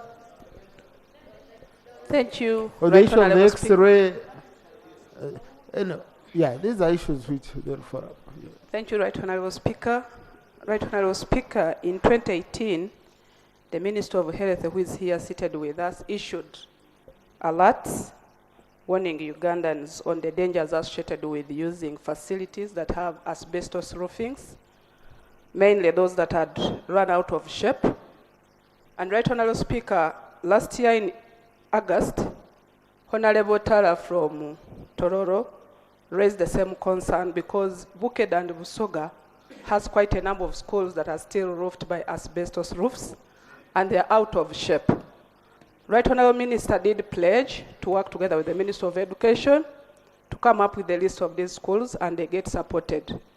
Right Honorable Speaker, to date, nothing has taken place, and these schools are still using the same facilities with asbestos roofs, and parents are scared because one of the issues that the Minister of Health raised was the cancer for the eyes. And as we talk now, in one of the schools in Namutumba district, 2 pupils were diagnosed with cancers of the eyes. And they are from one of the schools. We don't want to rule out, because we are not experts over this, whether the cause was the roofings, but we want this to be sorted out as per the promise of Right Honorable Prime Minister. Thank you. We even had some money in the budget for entities that had asbestos. The Chambog, I remember. Right Honorable Speaker and colleagues, we agreed to work on this issue in a phased manner. Busoga has got a department in the office of the Prime Minister, and a number of iron sheets were bought last financial year, and I am aware that distribution has been taking place by the Minister of Rural Rwenzori. So I think I will come up with a brief, or I will request the Minister in charge to come up with a brief, maybe to involve the members of Parliament so that we can have this issue solved. Otherwise, I know in the office of the Prime Minister, we budgeted for iron sheets to exactly do that. Thank you. Honorable Shakabanda. Thank you so much, Right Honorable Speaker. Right Honorable Prime Minister, my question is to the effect of double charging of insurance money in commercial banks. More often than not, many of us go to banks for credit, either for capital purposes or to ease the distress of people. But as we get loan and go back for a top-up loan, you are charged. People should know that when you go for a loan, you are charged interest. Most times it's 2%. Now, when you pay the loan like halfway and go for a top-up loan, you are again charged interest over the whole amount. Yet some money is retained by the bank. We all know that such amount of money attribute no risk because it is retained by the bank. And this cheating of people has gone on by almost all banks, where they charge for insurance fees over money that has no risk at all, which the banks have retained. And we know that commercial banks are supervised by Bank of Uganda. Right Honorable Prime Minister, can we know from you first of all, why government has continued to preside over such cheating of people, and what we can do to be able to protect people's monies being depleted over people who are simply cheating people to benefit themselves? Thank you. Right Honourable Prime Minister.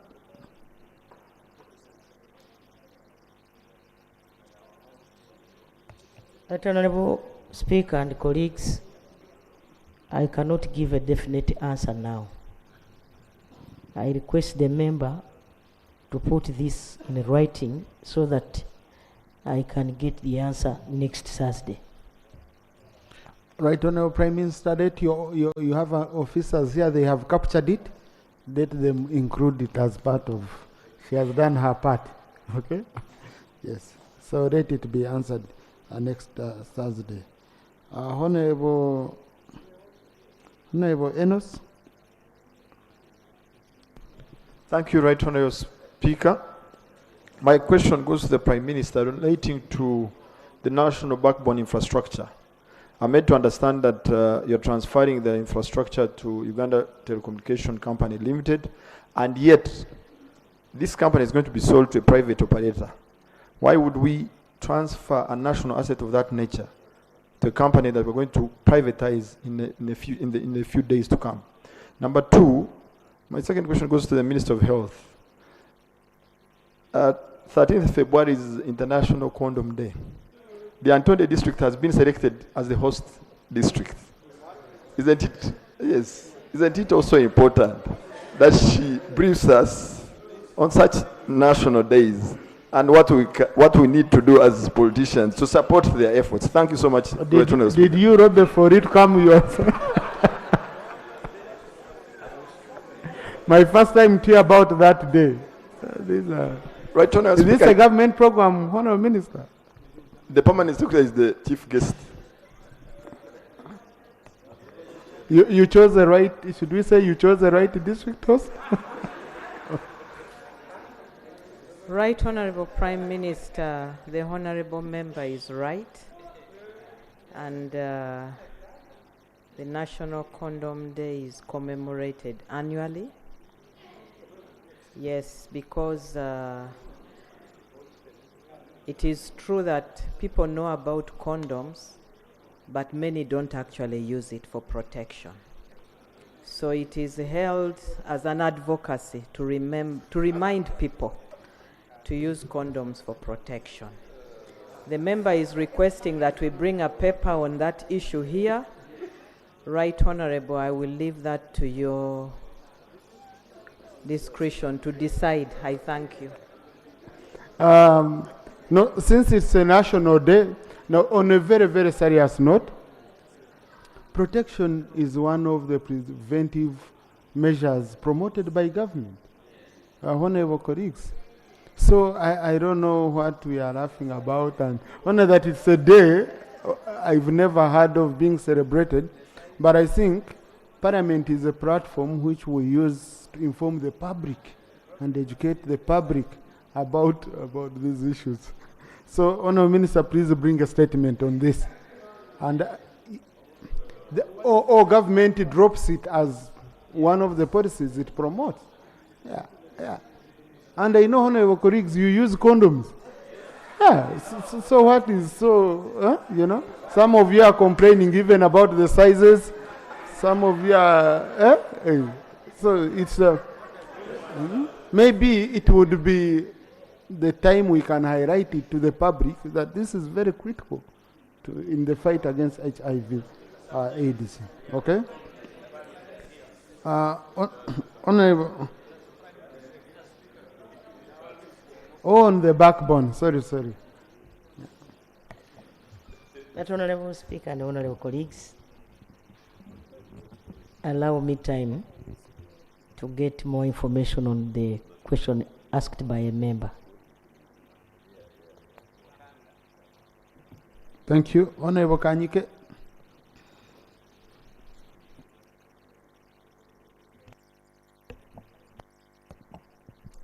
Thank you, Right Honourable Speaker. The government, through the Minister of Energy, promised this August House to avail this August House with the agreement, a power sale agreement which was signed between the government of Uganda and the government of Southern Sudan. As the Shadow Minister for Energy and Mineral Development, I'm very concerned, and the Ugandans, to know the update, because we did not receive that agreement in the House, and we want to know the way about and the fate of that agreement. I thank you. Thank you. For the records, we don't have a government of Southern Sudan. We have a Republic of South Sudan. These are the issues will be. And by the way, they take it seriously, because it was government of Southern Sudan before they held a referendum and declared independence. After independence, it became government of South Sudan, Republic of South Sudan. Yeah. Honourable Minister.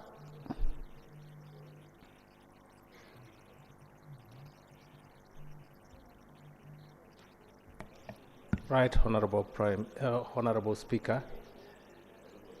I've just come back from South Sudan, where we're discussing that same agreement which you are talking about. There are two agreements. There's one for distribution of electricity within the neighboring communities at the border post. Now, the principal agreement of bulk selling of electricity to South Sudan, we're actually negotiating it now. I can bring and lay on the table the distribution agreement that was signed late last year. next week. Thank you. Nakasongola, woman MP. Thank you, Right Honorable Speaker. Right Honorable Speaker, Nakasongola District has got two constituencies, that is Budiebo and Nakasongola constituency. Right Honorable Speaker, Nakasongola District has got only one functional health center 4, which serves as a district hospital, and this is a health facility which handles over 500 mothers for antenatal care, 100 mothers for delivery, and 35 mothers for cesarean sections. Right Honorable Speaker, sometimes mothers are admitted on the floor, others are discharged before time. The newly born babies end up being infected in the way of being admitted on the floor. Right Honorable Speaker, we have written to different offices. We have kept on following up with different offices and the responsible office, but all in vain. Right Honorable Speaker, through you to the Right Honorable Prime Minister, may I know when government is constructing a standard maternity ward at Nakasongola Health Center 4 and a well-equipped one, so that they can really it can really serve the available population. The other information I want to give, Right Honorable Speaker, the information, this maternity ward was Minister for Health.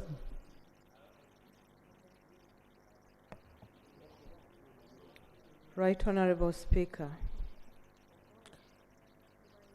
the situation in Nakasongola is not unique to Nakasongola. All the honorable members here have similar problems in their constituencies. And we have discussed this issue severally here in this parliament.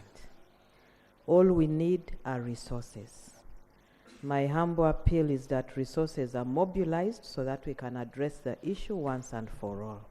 I thank you. Yeah, I think, Honourable Minister, you need to assess. You might find all of us are in need, but some are in need more than others. So, and the Nakasongola, from the reports I've been getting, it seems to be among those ones that are extremely doing. Yeah, badly. So, maybe you would send your team to assess with a view of seeing if you have any intervention you can. At least in this house we go with hope. Okay? Yeah. Thank you. Youth, Northern?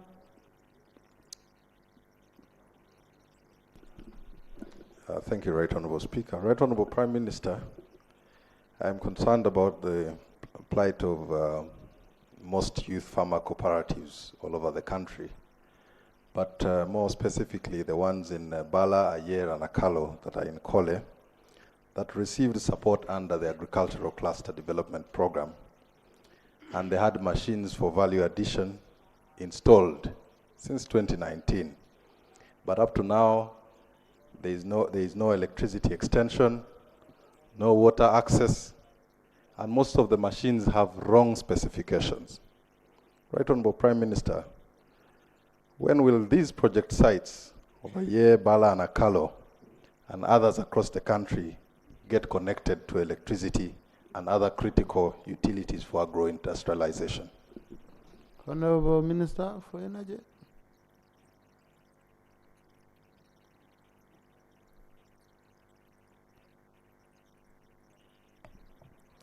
Honorable Speaker, we are aware of the challenge of those facilities which were established under that project. They were actually planned with that, it was not a joint planning, but we have taken it up. We have surveyed over 105 facilities all over the country, and we have worked out, developed a detailed budget to connect them to electricity. It goes beyond 150 million. The Ministry of Agriculture can only afford to connect about 20 of the facilities to electricity. So the Ministry of Energy has actually taken it up to develop a proposal for connecting electricity to all those facilities, and we're covering it under Electricity Access Scale-Up Project as a priority. Thank you. So we have started actually commissioning and connecting some of the facilities. Thank so you. I'll take it up with him. There is money, there is everything.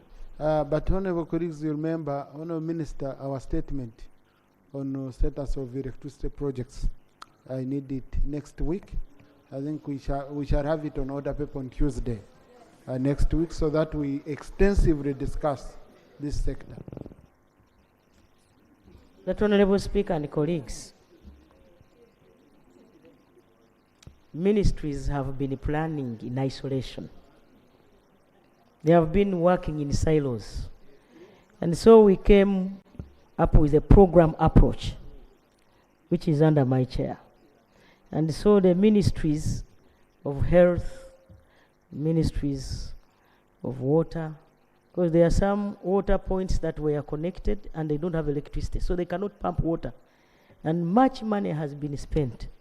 So the president directed that we use a program approach where many ministers and ministries come together and we plan for a project as a program. Thank you. Honorable Isaac.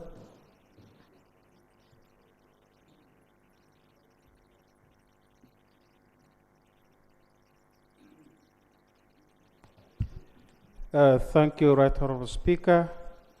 Right Honorable Prime Minister, in 2011, 5 people drowned in the River Ora. 2 men who were carrying a mother across the river to be delivered in Oima Health Center 3 all fell in the river. The 2 men died, and the woman who was carried on the bed also died. And that same year, 2 children, school pupils, also died. Cumulatively, we lost 15 lives. Last year, we also lost about 13 pupils in the primary school on that River Ora.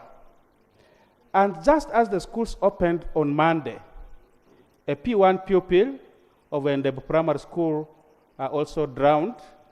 In the morning, they were taken by the parents, but at lunchtime when they were going back home, one of the younger pupils, 7 years, also fell in water and drowned to death.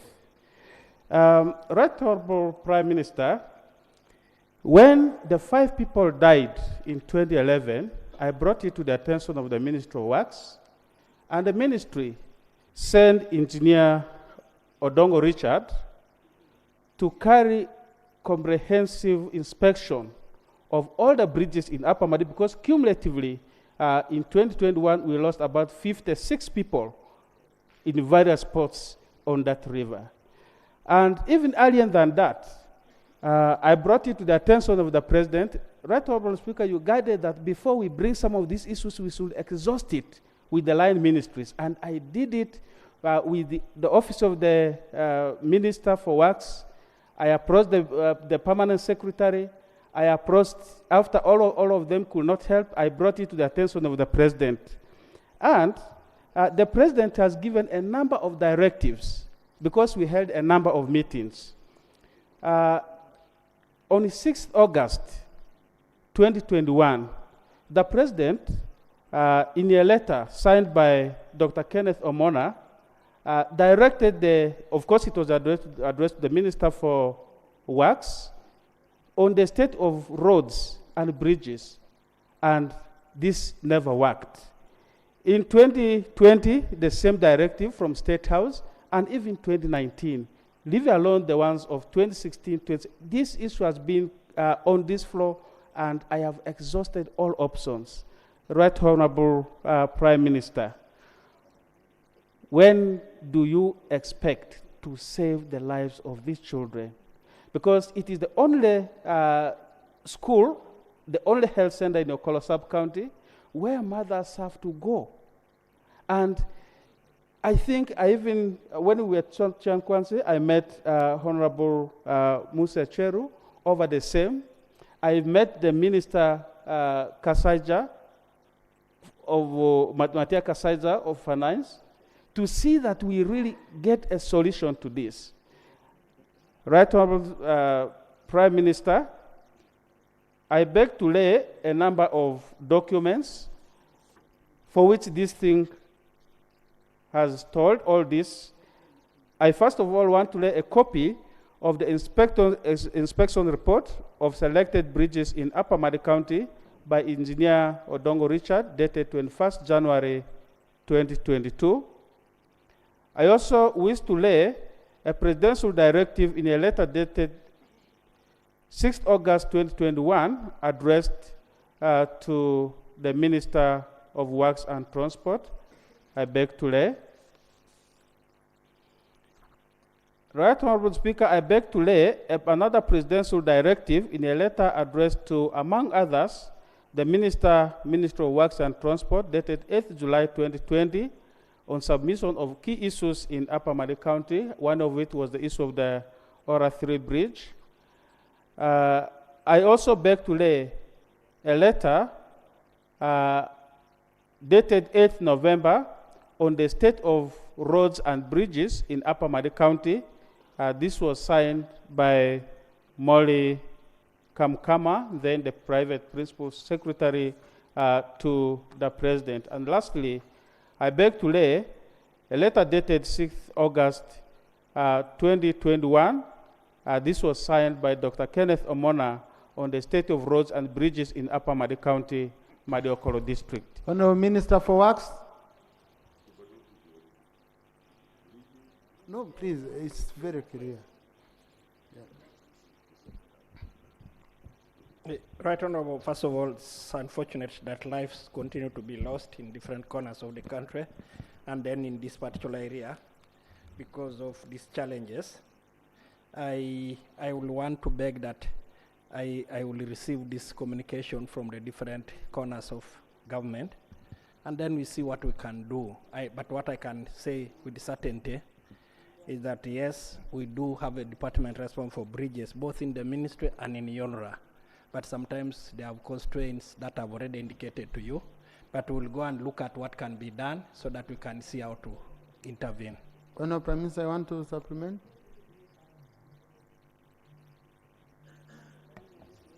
Right Honorable Speaker and colleagues, there are two bridges. There is Ola 1. Ola 1 has a steel bridge, which is a bit old, that has outlived its usefulness. Is that what you are talking about? There is another bridge called Ola 2. The designs are complete. We are just looking for money because we have had a meeting with the president. Like you have said, it is true, he has directed. We are just looking for money, and that bridge will be worked on. Thank you. Honorable Sekabira.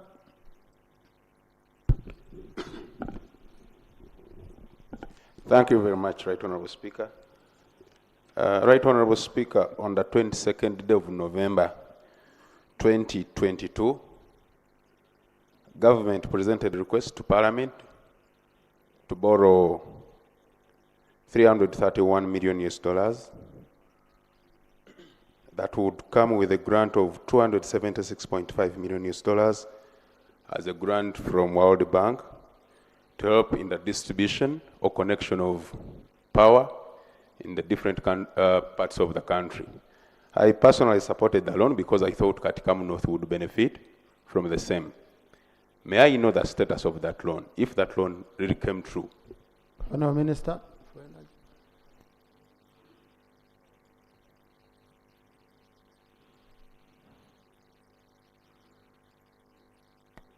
Right, Honorable Speaker. That project is up and kicking, and it was actually launched at national level last Tuesday in Mitoma district, and all MPs were invited to attend the launch. Equally, the ministers were all informed about it, and the Right Honorable Speaker participated in the launch. Since there were no MPs, he represented the MPs. No. So you were ably represented No, during the launch. Yeah, Honorable, the project was launched on Friday, and for the record. Yeah, I corrected. Friday had been out. Thank you for being there. And also we had some MPs coming because the MPs from the ruling party were in their caucus in Entebbe. So as a government project, it was launched, and I can confirm, and I'm sure they are going to move quickly because the money is available. The World Bank wants them to move. GIZ is coming in. Let's follow it up, and the statement which I expect, I shared with the senior minister. So a statement should be about to be ready, so that we discuss in detail. Honorable Ramwaka.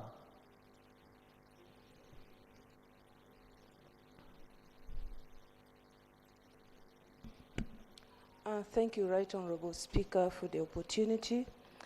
Right Honorable Speaker, on the 5th of this month, 40 South Sudanese gunmen came and attacked a village called Lukore in Chua, in Ukuri Parish, Chua East, where they raided goats, and in the process, the soldiers and the locals were to follow them.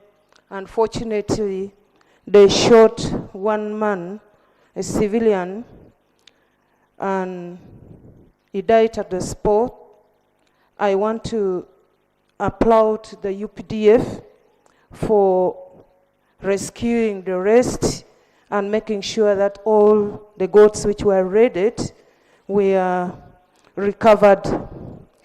Right Honorable Speaker, we have lost so many people, and every now and then we keep on losing our people to our neighbor, the South Sudan. And we sat last year with our Prime Minister and all members of Parliament who borders Karamoja and Sudan, and we agreed on many things. Among others were security roads, which up to now there is nothing and there is even no sign. Among all this also were the boosters for all connections that we have. People around Luchom use their phones for music. They can't call. In that also, prayers. Let me just make prayers. My prayers is that my Prime Minister first visit that place and see it with her eyes. 2, our people who are being killed by the South Sudan be compensated. 3, our Prime Minister or the government of Uganda hold a diplomatic meeting with the Republic of South Sudan, because... Thank you. Now, honorable colleagues, you know, some of you were complaining about my model, where I used to give you 1 minute. You ask a sharp question, and then I accommodate as many as possible. Now, I became democratic. I listened to you. You wanted more time. You can say I can only pick a few members. So, you know, so you see the challenge of sitting here, okay? So let us just be straight so that we can accommodate as many members as possible, okay? Right, Honourable Prime Minister?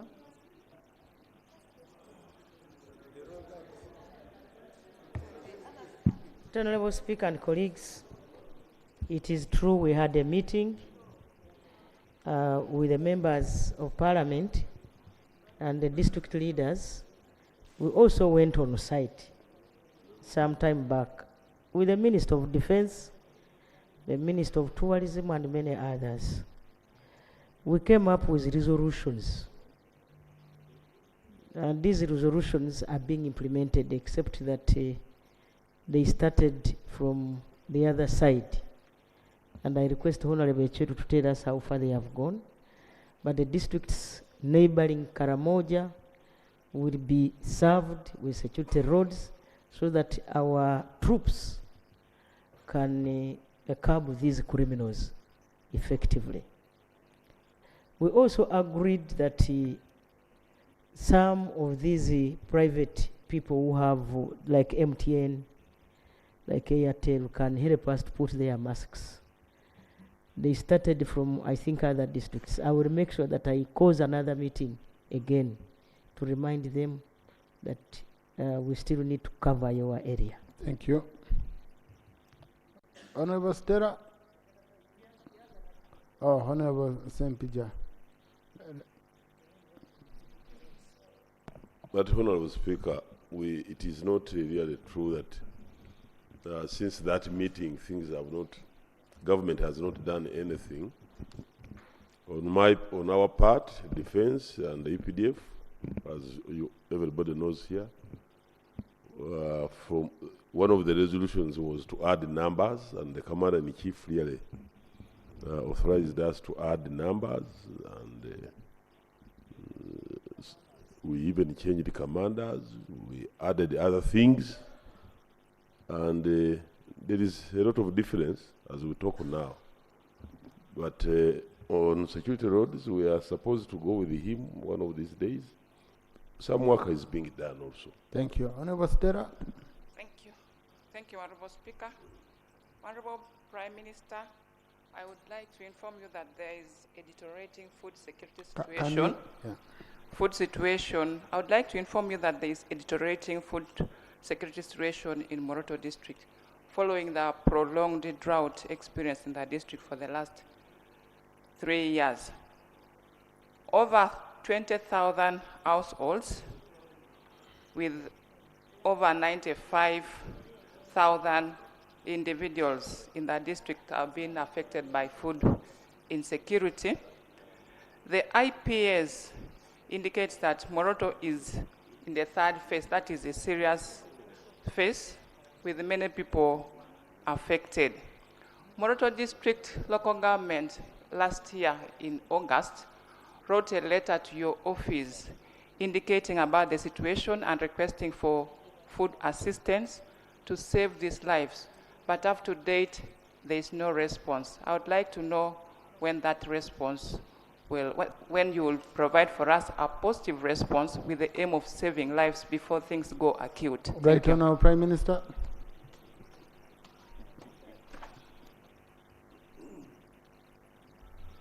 Right, Honorable Speaker and colleagues, what I know is that we have been supplying food under the office of the Prime Minister to Karamoja, including Moroto. I cannot have the numbers of kilograms that we have given, because I know even in January there were trucks going to that side. And remember, after supplying you with the iron sheets, the second consignment was for food. So let me come back. I can give you, maybe we can, you and me can meet so that we see how to arrest the situation. We cannot allow Ugandans to die. Thank you. Mbare Mbale District. Yeah. Thank you so much, Right Honorable Speaker. I beg your pardon, because honorable members, all the time supplying food by government to Karamoja is not sustainable. So what has government done? The Ministry of Agriculture, Animal Industry and Fisheries has come up with fast maturing seeds for that area. And two, because of the drought, like she has said, we are coming up with a big dam which can accommodate billions of liters in that area. She knows that I'm forgetting the names of the dams we we are currently undertaking. But in your area, there is Lakonyen. Lakonyen in your area, and many others. And so that we can collect all this water that comes when it rains, and it is just washed away. We shall collect it, put it in dams, and also protect the dams, because I'm told that dams are silted by animals. Thank you. Mbare. Right Honorable Speaker, 2 weeks ago, a truck that had 4 people and 3 boarders fell off the bridge of Nambale, that is on Mbale Tororo Highway. Those people didn't die, but they sustained injuries simply because that bridge has no rails. UNRWA has worked on it, but left the bridge bare. They put some stones to guard people who pass on that road. But recently, because of the rains, those stones fell off, and that's why those people fell in. This is a very busy road.